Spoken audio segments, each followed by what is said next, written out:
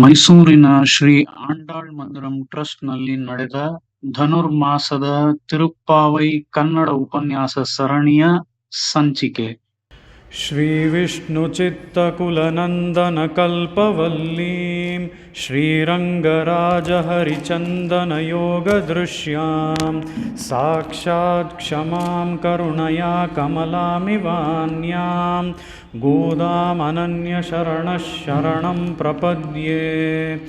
यो नित्यमच्युतपदाम्बुजयुग्मरुक्म व्यामोहतस्तदितराणि तृणाय मेने अस्मद्गुरोर्भगवतोऽस्य दयैकसिन्धोः रामानुजस्य चरणौ शरणं प्रपद्ये। श्रीमान् वेङ्कटनाथार्यः कवितार्किककेसरी वेदान्ताचार्यवर्यो मे सन्निधत्तां सदा हृदि। प्रपद्ये निरवद्यानां निषद्यां गुणसम्पदां शरणं भवभीतानां षठकोपमुनीश्वरम्।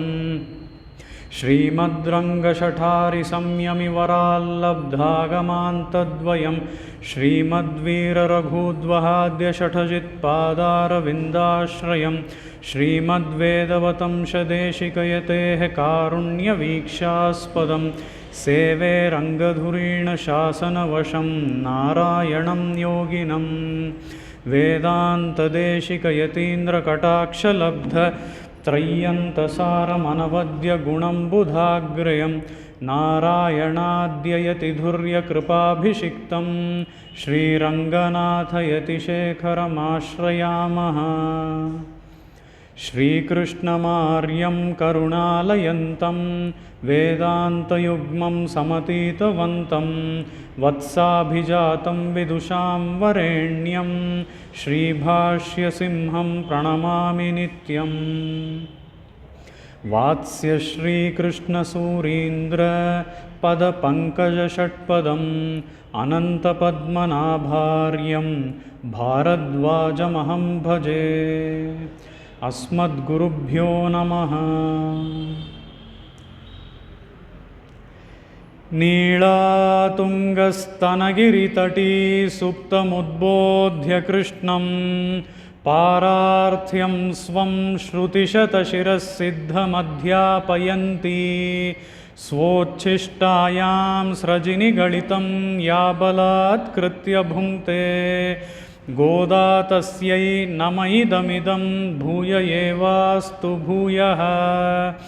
अन्नवयल पुदुवै आण्डाळ् அரங்கற்கு பன்னு திருப்பாவை பல்பதியம் இன்னிசையால் பாடிக் கொடுத்தாள் நற்பாமாலை பூமாலை சூடிக் கொடுத்தாளைச் சொல்லு சூடிக் கொடுத்த சுடற்கொடியே தொல்பாவை பாடி அருளவல்ல பல்வளையாய் நாடினீ வேங்கடவர்க்கென்னை விதியென்ற இம்மாற்றம் நான்கடவா வண்ணமே நல்கு.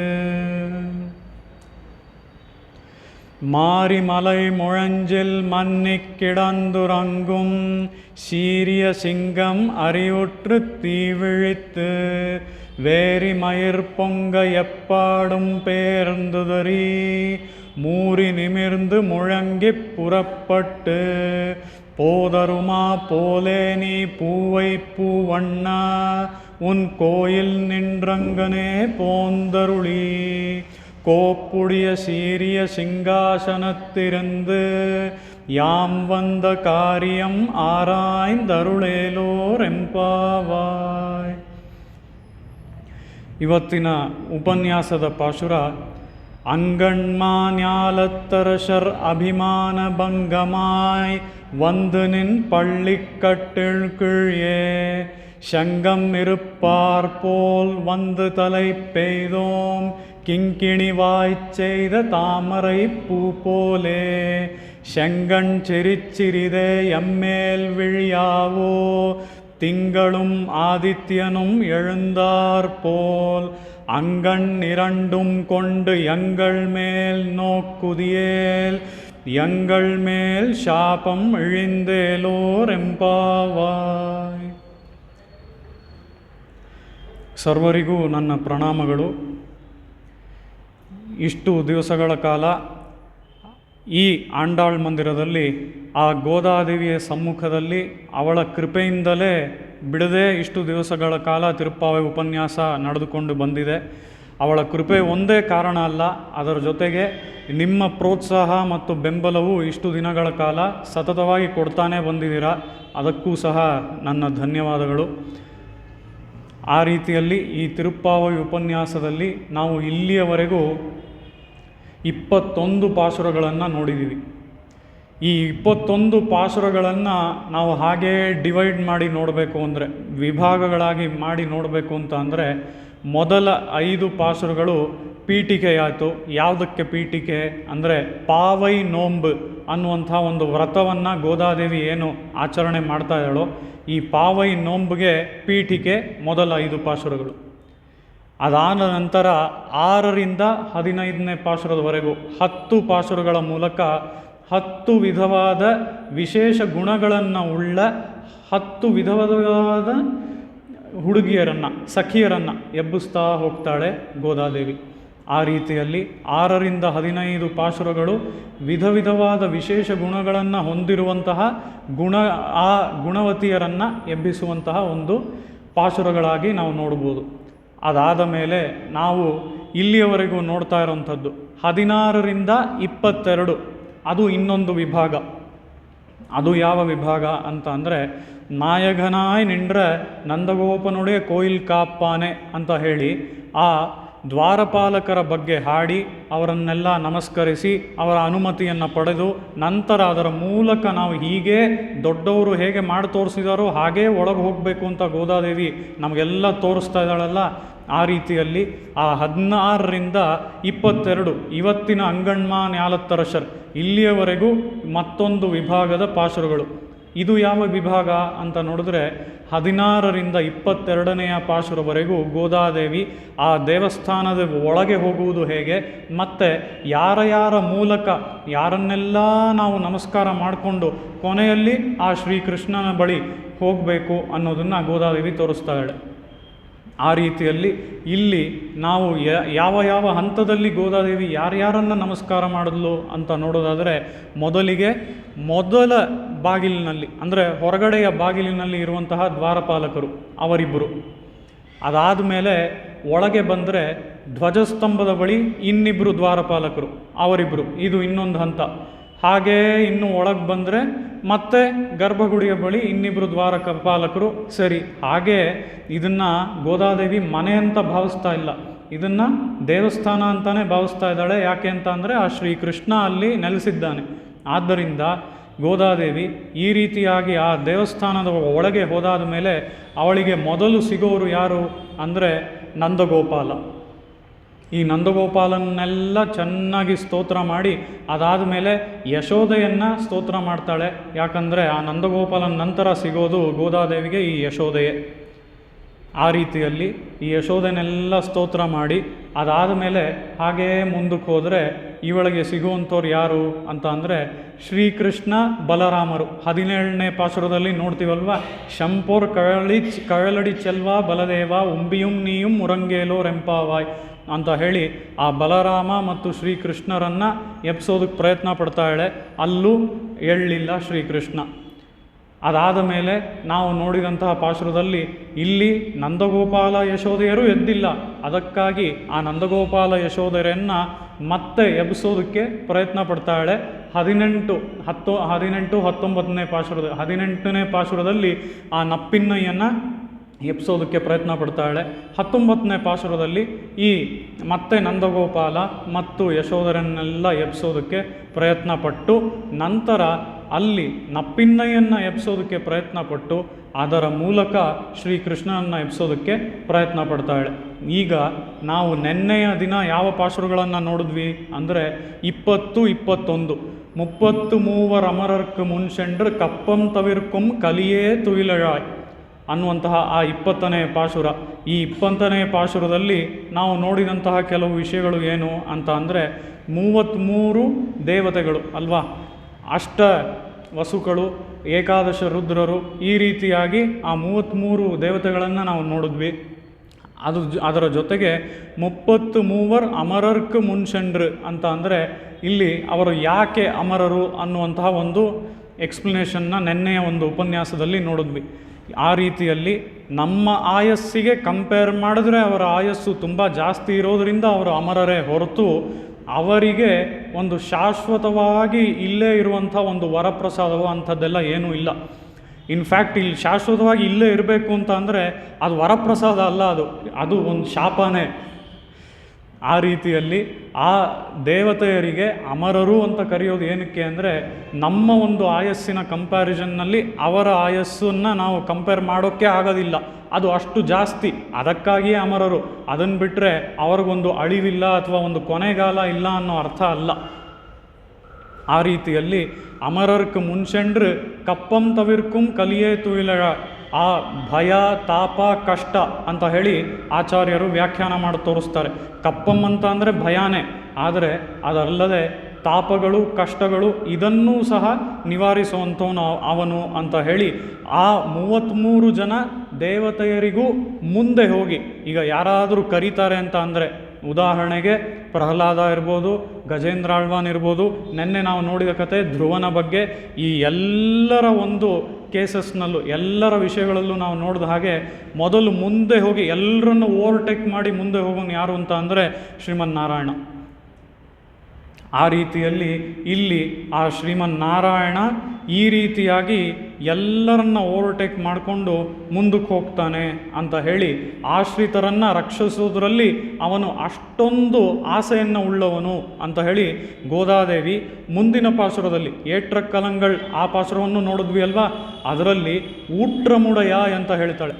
ಊಟ್ರಮುಡಯ ಅಂದರೆ ಆಶ್ರಿತರನ್ನು ರಕ್ಷಿಸೋದ್ರಲ್ಲಿ ಅಷ್ಟು ಪ್ರೇಮವನ್ನು, ಅಷ್ಟು ಒಂದು ಆಸೆಯನ್ನು ಉಳ್ಳವನು ಅಂತ ಹೇಳಿ ಆ ರೀತಿಯಲ್ಲಿ ಎಲ್ಲರನ್ನ ಓವರ್ಟೇಕ್ ಮಾಡಿಕೊಂಡು ಮುಂದೆ ಹೋಗಿ ಅವರನ್ನು ಕಾಪಾಡುವ ಯಾರು ಅಂತ ಅಂದರೆ ಶ್ರೀಮನ್ನಾರಾಯಣ ಅಂತ ತೋರಿಸ್ತಾರೆ. ಆ ರೀತಿಯಲ್ಲಿ ಶೆಪ್ಪಮುಡೆಯಾಯ್ ತಿರಲುಡೆಯಾಯ್ ಶೆಟ್ರಾರ್ಕ್ ವೆಪ್ಪಂ ಕುಡುಕ್ಕುಂ ವಿಮಲಾ ತುಯಿಲಳಾಯ್.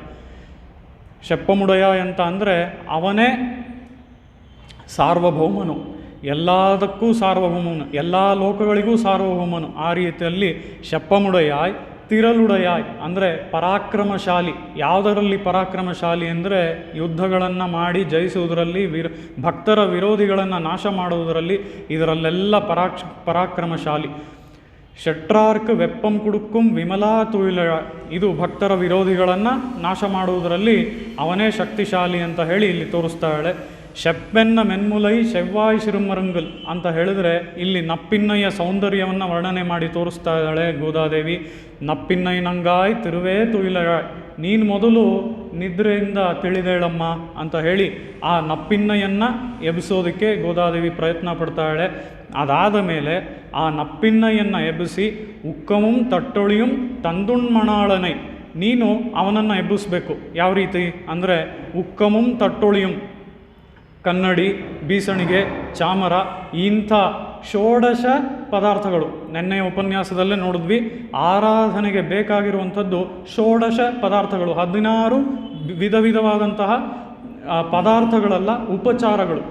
ಅದರಲ್ಲಿ ಹಾಡುವಂಥದ್ದು ಒಂದು ಉಪಚಾರ, ನಾಟ್ಯವೂ ಒಂದು ಉಪಚಾರ, ತಾಂಬೂಲ ಒಂದು ಉಪಚಾರ, ಈ ಕನ್ನಡಿ ಒಂದು ಉಪಚಾರ, ಅದಲ್ಲದೆ ಮತ್ತೊಂದು ಇಲ್ಲಿ ಹೇಳುವಂತಹ ಬೀಸಣಿಗೆ, ಆ ಬೀಸಣಿಗೆ ಒಂದು ಉಪಚಾರ. ಈ ರೀತಿಯಾಗಿ ಇಂಥ 16 ಉಪಚಾರಗಳನ್ನು ನಾವು ಅವನಿಗೆ ಸಮರ್ಪಣೆ ಮಾಡಿ ಅವನ ಆರಾಧನೆಯನ್ನು ಮಾಡಬೇಕು ಅಂತ ತೋರಿಸ್ತಾರೆ. ಅದರ ರೀತಿಯಲ್ಲಿ ಇಲ್ಲಿ ಉಕ್ಕಮುಂ ತಟ್ಟೊಳಿಯಂ ಅಂತ ಹೇಳಿ ಕನ್ನಡಿ ಮತ್ತು ಆ ಬೀಸಣಿಗೆ ಇವುಗಳ ಬಗ್ಗೆ ಇಲ್ಲಿ ಗೋದಾದೇವಿ ತೋರಿಸ್ತಾಳೆ. ಅವನ್ನೆಲ್ಲ ಕೊಟ್ಟು ಅವನ್ನೆಲ್ಲ ಆ ಶ್ರೀಕೃಷ್ಣನಿಗೆ ಸಮರ್ಪಣೆ ಮಾಡಿ ಅವನನ್ನು ಎಬ್ಬಿಸೋದಕ್ಕೆ ಪ್ರಯತ್ನ ಪಡ್ತಾಳೆ ಇಲ್ಲಿ ನಪ್ಪಿನ್ನೈ.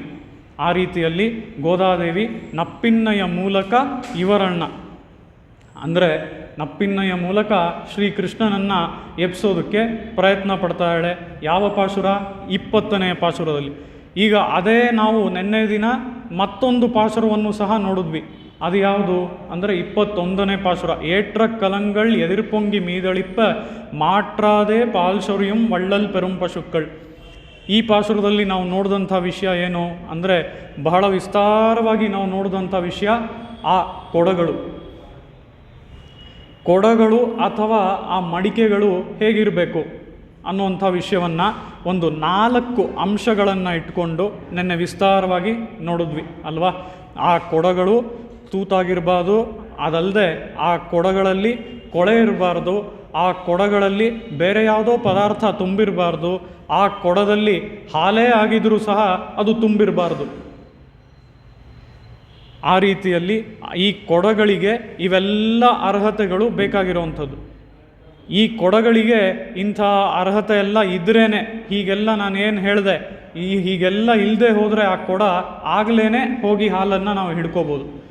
ಆ ರೀತಿಯಲ್ಲಿ ಇದನ್ನು ನಾವು ಹಾಲನ್ನು ಸುರಿಯೋದನ್ನು ಆಚಾರ್ಯರು ನಮಗೆ ವಿಷಯಗಳನ್ನು ಕೊಡೋದು, ಅಂದರೆ ನಮಗೆ ಉಪದೇಶಗಳನ್ನು ಮಾಡೋದಕ್ಕೆ ಅನ್ವಯ ಮಾಡ್ಬೋದು. ಅದೇ ರೀತಿಯಲ್ಲಿ ಕೊಡದಲ್ಲಿ ಹೋಗಿ ಹಾಲನ್ನು ತಗೊಳ್ಳುವಂಥದ್ದನ್ನ ಯಾವುದಕ್ಕೆ ಅನ್ವಯ ಮಾಡ್ಬೋದು ಅಂದರೆ, ಶಿಷ್ಯರಾದಂತಹ ನಾವು ಹೋಗಿ ಆ ಆಚಾರ್ಯರ ಬಳಿ ಆ ವಿಷಯಗಳನ್ನು ಪಡೆದುಕೊಳ್ಳೋದಕ್ಕೆ ಅನ್ವಯ ಮಾಡ್ಬೋದು. ಆ ರೀತಿಯಲ್ಲಿ ಆ ಕೊಡ ಅನ್ನುವಂಥದ್ದು ಅಂದರೆ ಇಲ್ಲಿ ಶಿಷ್ಯನ ಮನಸ್ಸು ಈ ಕೊಡವನ್ನು ತೋರಿಸುತ್ತೆ. ತೂತಾಗಿರಬಾರ್ದು, ಕೊಳೆ ಆಗಿರಬಾರ್ದು, ಬೇರೆ ಪದಾರ್ಥ ಇರಬಾರ್ದು, ಹಾಲು ತುಂಬಿರಬಾರ್ದು.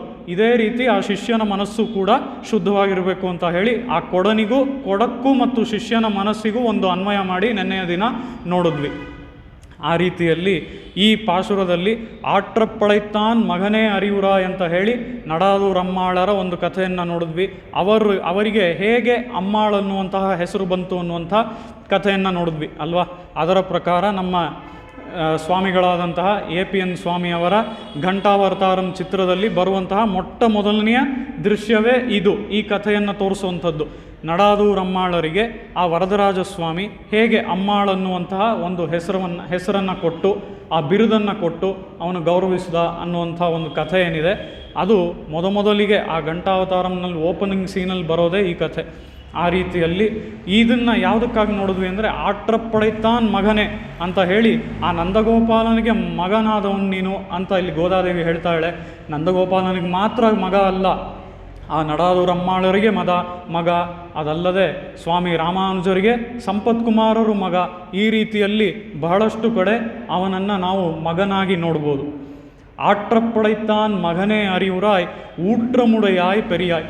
ಆಗಲೇ ಹೇಳಿದ ಹಾಗೆ ಊಟ್ರಮುಡೆಯ ಅಂತ ಅಂದರೆ 33 ಅಮರರ್ಕು ಮುನ್ಸೆಂಡ್ರು, ಯಾವ ರೀತಿಯಲ್ಲಿ ಎಲ್ಲರನ್ನೂ ಓವರ್ಟೇಕ್ ಮಾಡ್ಕೊಂಡು ಮುಂದೆ ಹೋಗ್ತಾನೋ ಆ ರೀತಿಯಲ್ಲಿ ಊಟ್ರಮುಡೆಯ ಅಂದರೆ ಆ ಆಶ್ರಿತರ ರಕ್ಷಣಾ ಅನ್ನುವಂಥ ಒಂದು ಡ್ಯೂಟಿ, ಆ ಕೆಲಸ ಬಂದ್ಬಿಡ್ತು ಅಂತ ಅಂದರೆ ಬೇರೆ ಯಾರು ಏನು ಮಾಡ್ತಾ ಇದ್ದಾರೆ ಅನ್ನೋದನ್ನು ನೋಡೋದಿಲ್ಲ, ಎಲ್ಲರನ್ನೂ ಓವರ್ಟೇಕ್ ಮಾಡಿಕೊಂಡು ಮುಂದೆ ಹೋಗಿ ನಿಲ್ಲುವವನು ಅವನೇ ಅಂತ ಹೇಳಿ ಆ ಆಶ್ರಿತರ ರಕ್ಷಣೆಯಲ್ಲಿ ಅಂಥ ಆಸೆ ಉಳ್ಳವನು ಊಟ್ರಮುಡೆಯಾಯ್. ಪೆರಿಯಾಯ್ ಅಂತ ಅಂದರೆ ನಾವು ನಿನ್ನೆ ನೋಡಿದ ಪ್ರಕಾರ ಬೃಹತ್ ಅಂತ ಅಂದರೆ ಅತಿ ದೊಡ್ಡದಾಗಿ ಇರುವಂಥದ್ದು.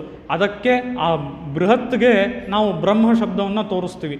ಅಂದರೆ ಬ್ರಹ್ಮ ಅಂತ ಅಂದರೆ ಯಾವುದು ಬೃಹತ್ತಾಗಿದೆಯೋ, ಅತಿ ದೊಡ್ಡದಾಗಿದೆಯೋ ಅದಕ್ಕೆ ನಾವು ಬ್ರಹ್ಮ ಅಂತೀವಿ. ಅದರ ಪ್ರಕಾರ ವಿವಿಧ ಅರ್ಥಗಳು. ಒಂದು, ಈ ಪ್ರಕೃತಿ ಮಂಡಲವನ್ನು ನಾವು ಬ್ರಹ್ಮ ಅಂತ ಹೇಳ್ತೀವಿ. ಎಲ್ಲ ಕಡೆ ಜೀವಾತ್ಮರು ಇರೋದರಿಂದ ಅದನ್ನು ನಾವು ಬ್ರಹ್ಮ ಅಂತ ಹೇಳ್ತೀವಿ.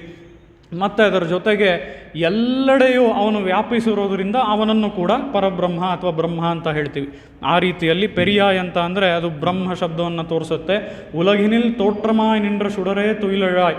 ಅದಕ್ಕೆ ನಾವು ನೋಡಿದಂಥದ್ದು ಸ್ವಾಮಿ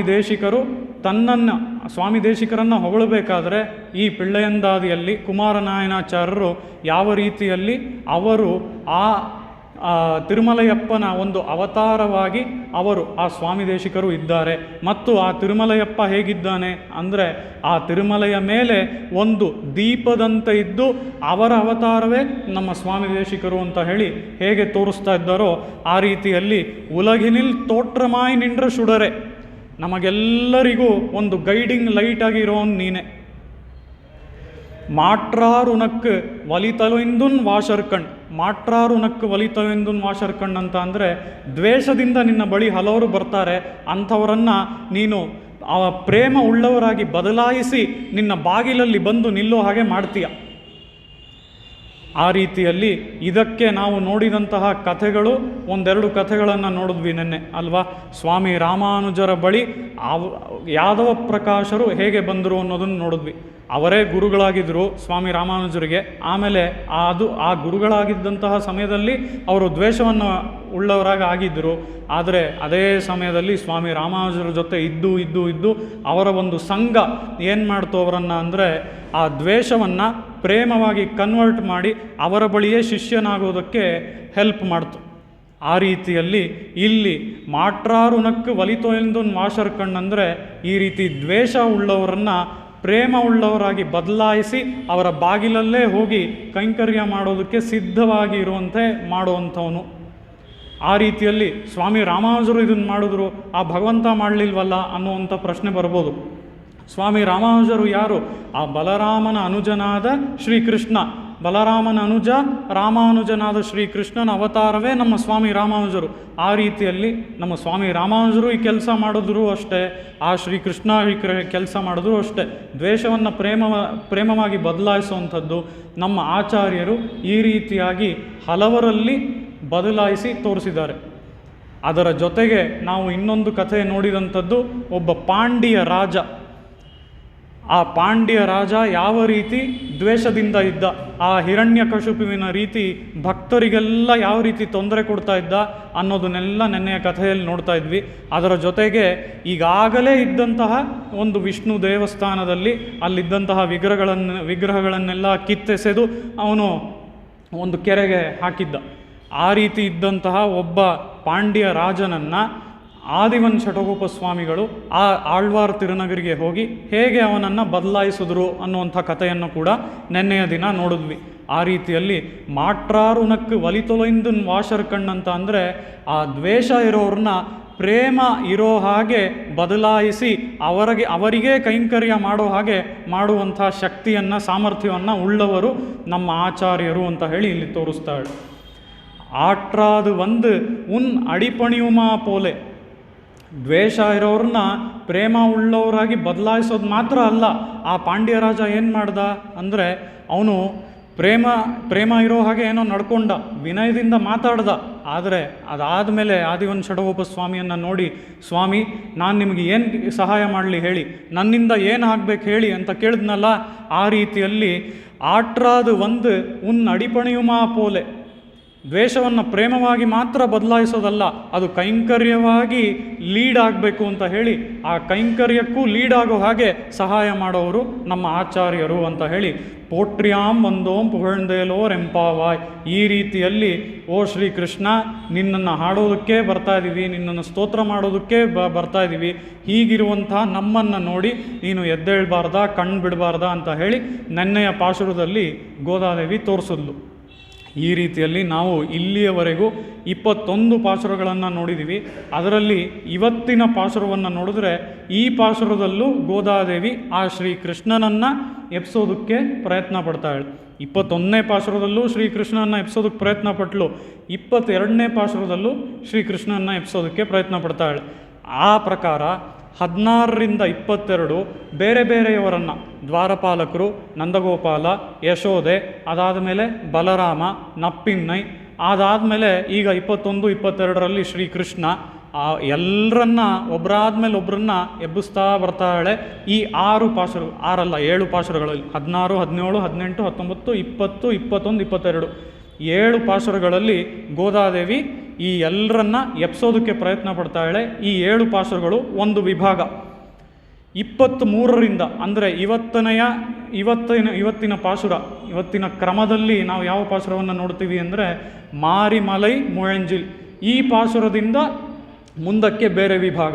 ಆ ರೀತಿಯಲ್ಲಿ 16ರಿಂದ 22 ಒಂದು ವಿಭಾಗ, ಅದರಲ್ಲಿ ಎಬ್ಸೋದಕ್ಕೆ ಪ್ರಯತ್ನ ಪಡ್ತಾಳೆ ಬೇರೆ ಬೇರೆಯವ್ರನ್ನ. ಇವತ್ತಿನ ಉಪನ್ಯಾಸದ ಪಾಶುರ ಅಂಗಣ್ಮಾ ನ್ಯಾಲತ್ತರಶರ್ ಅಭಿಮಾನ ಭಂಗಮಾಯ್ ಒಂದು ನಿನ್ ಪಳ್ಳಿಕ್ಕಟ್ಟಿಳ್ಕಿಳ್ಳೆ ಅಂತ ಇಲ್ಲಿ ಹೇಳ್ತಾಳೆ.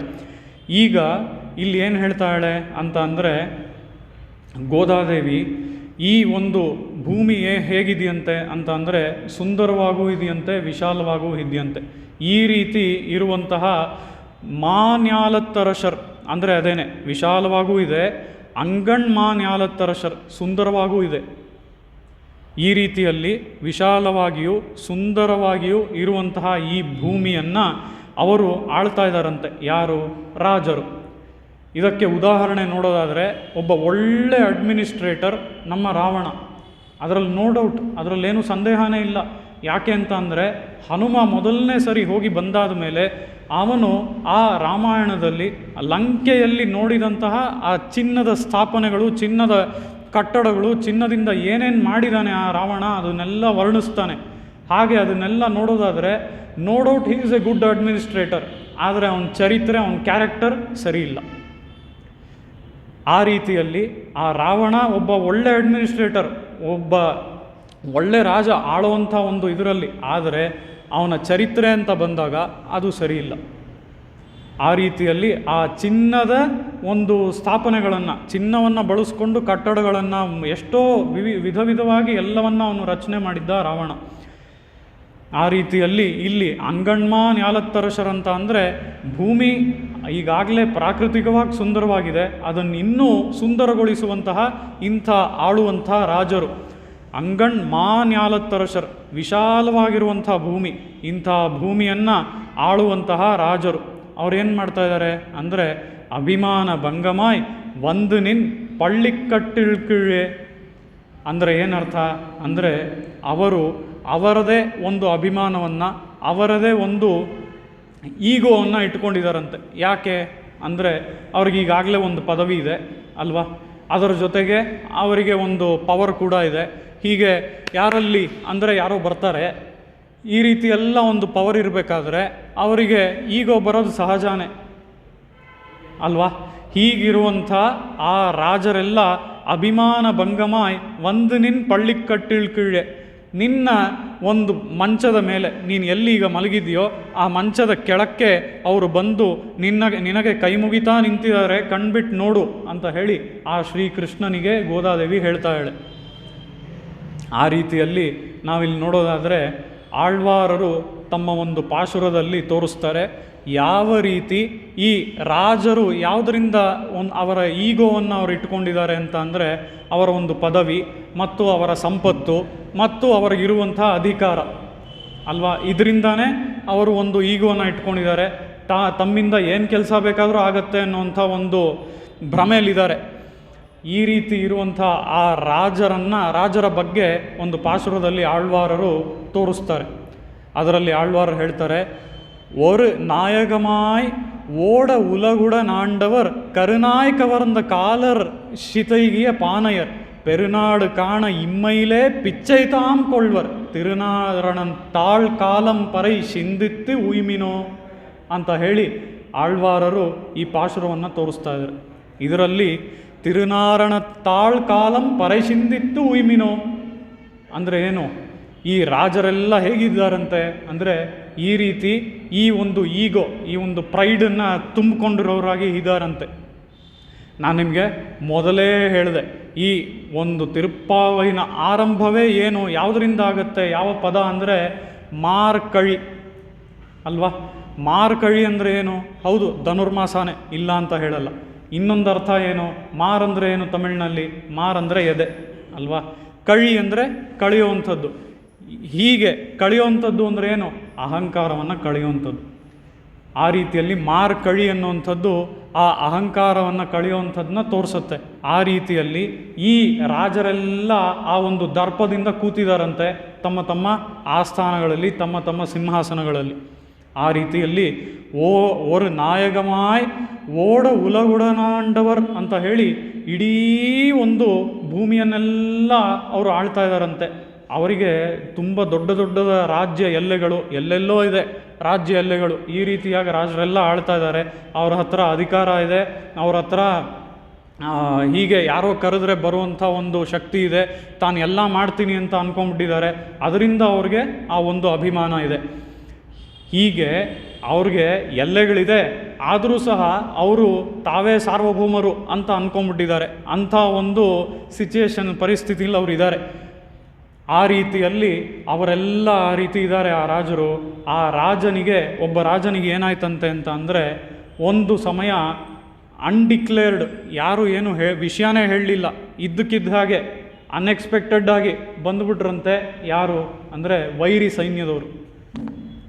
ಅವನು ಸಿದ್ಧವಾಗಿಲ್ಲ, ಅವನಿಗದ್ರ ಬಗ್ಗೆ ಗೊತ್ತೂ ಇಲ್ಲ. ಅವನು ಕಾವಲೆಲ್ಲ ಇಟ್ಟಿದ್ದಾನೆ. ಆ ಕಾವಲನ್ನೆಲ್ಲ ಭೇದಿಸ್ಕೊಂಡ್ಬಂದು ಅವರು ಒಳಗೆ ಬಂದ್ಬಿಟ್ಟಿದ್ದಾರೆ ವೈರಿ ಸೈನ್ಯದವರು.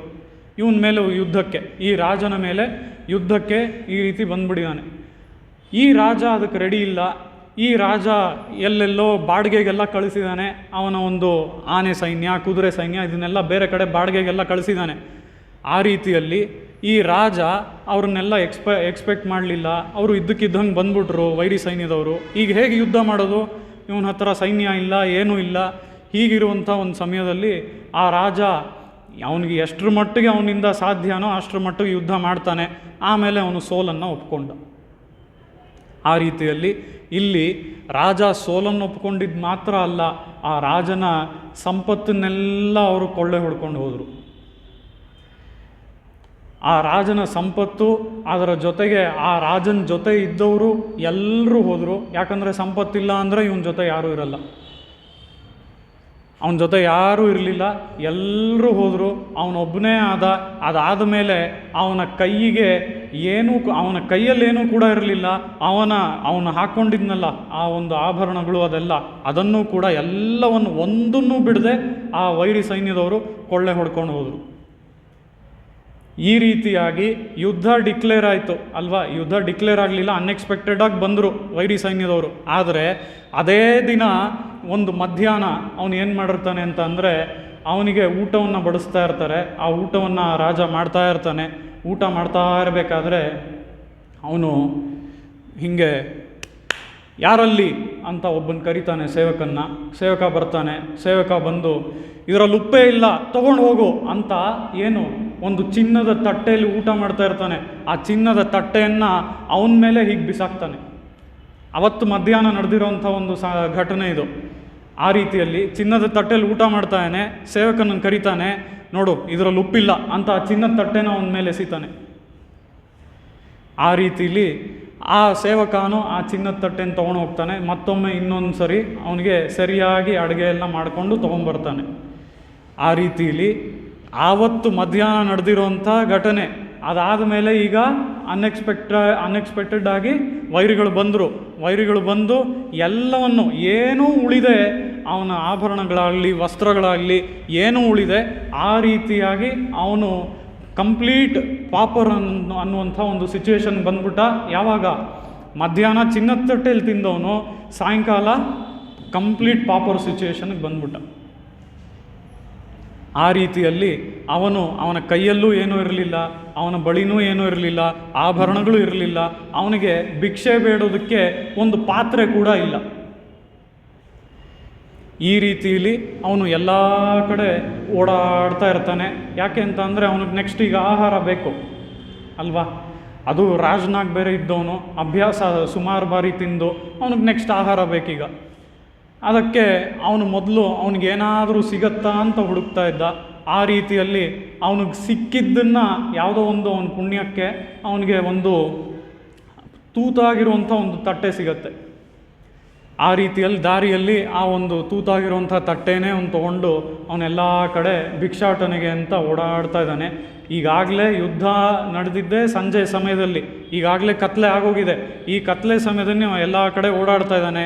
ಅವಾಗೇನಾಗತ್ತೆ, ಅವನು ಹೀಗೆ ಓಡಾಡಬೇಕಾದ್ರೆ ಮತ್ತೆ ಶತ್ರುಗಳು ಬರುವಂಥ ಒಂದು ಶಬ್ದ ಆಗತ್ತೆ. ಮತ್ತೆ ಇನ್ನೇನಾದರೂ ಈ ತಟ್ಟೆ ಕಿತ್ಕೊಂಡು ಹೊರಟೋಗ್ತಾರೋ ಅಂತ ಹೇಳಿ ಅವನು ಏನು ಮಾಡ್ತಾನೆ, ಅಲ್ಲೇ ಒಂದಷ್ಟು ಗಿಡಗಳಿರುತ್ತೆ, ಆ ಗಿಡಗಳ ಹಿಂದೆ ಹೋಗಿ ಹಾಗೆ ಔತ್ಕೊಂಡು ಕೂತ್ಕೊಂಡ್ಬಿಡ್ತಾನೆ. ಶತ್ರುಗಳ ಕಣ್ಣಿಗೆ ಬಿದ್ದರೆ ಈ ತಟ್ಟೆನೂ ಕಿತ್ಕೊಂಡು ಹೊರಟೋಗ್ತಾರೆ. ಆಮೇಲೆ ನಾನೇನು ಮಾಡಲಿ ಅಂತ ಹೇಳಿ ಆ ಗಿಡಗಳ ಹಿಂದೆ ಹೋಗಿ ಅವನು ಹಾಗೆ ಯಾರ ಕಣ್ಣಿಗೂ ಕಾಣಿಸ್ದೇ ಇರೋ ಹಾಗೆ ಕೂತಿರ್ತಾನೆ. ಹೀಗೆ ಕೂತಿರಬೇಕಾದ್ರೆ ಅವನು ಆ ಗಿಡಗಳ ಮಧ್ಯದಿಂದ ಎದ್ದು ಬರಬೇಕು. ಕತ್ಲೆ ಆಗೋಗಿದೆ. ಆ ಎದ್ದು ಬರುವಂತಹ ಒಂದು ಸಮಯದಲ್ಲಿ ಕರುನಾಯ್ ಕವರ್ದ ಕಾಲರ್ ಅಂತ ಅಂದರೆ ಅಲ್ಲಿ ಅಷ್ಟು ಕತ್ತಲೆಯಾಗಿದೆ. ಕಪ್ಪಗೆ ಒಂದು ನಾಯಿ ಇದೆಯಂತೆ. ಆ ನಾಯಿಯ ಮೇಲೆ, ಅದರ ನಾಯಿಯ ಹೊಟ್ಟೆಯ ಮೇಲೆ ಇವನು ಕಾಲನ್ನಿಟ್ಟ. ಅವನಿಗೆ ಕಾಣಿಸ್ಲಿಲ್ಲ, ಕತ್ಲೆ, ನಾಯಿ ಬೇರೆ ಕಪ್ಪು. ನಾಯಿ ಹೊಟ್ಟೆ ಮೇಲೆ ಕಾಲಿಟ್ಟ. ನಾಯಿ ಸುಮ್ಮನೆ ಇರುತ್ತಾ? ಚೆನ್ನಾಗಿ ಒಂದು 2-3 ಸರಿ ಬೊಗಳಿ ಅವನ ಕಾಲನ್ನು ಕಚ್ಚಿತು. ಸರಿ, ಇಷ್ಟೊತ್ತು ಸರಿಯಾಗಾದರೂ ನಡೀತಾ ಇದ್ದ, ಎಲ್ಲ ಸರಿಯಾಗಿತ್ತು. ಈಗ ಕಾಲನ್ನು ಕೂಡ ನಾಯಿ ಕಚ್ಚಿತು, ಈಗ ಅವನಿಗೆ ಸರಿಯಾಗಿ ನಡೆಯೋಕ್ಕೂ ಆಗ್ತಾ ಇಲ್ಲ. ಆ ರೀತಿಯಲ್ಲಿ ಆ ರಾಜ, ಈಗ ರಾಜನೇ ಅಲ್ಲ ಅವನು, ಅಂಥ ಒಂದು ಪರಿಸ್ಥಿತಿಲಿದ್ದಾನೆ. ಆ ನಾಯಿ ಆ ಕಾಲನ್ನು ಕಚ್ಚಿತು.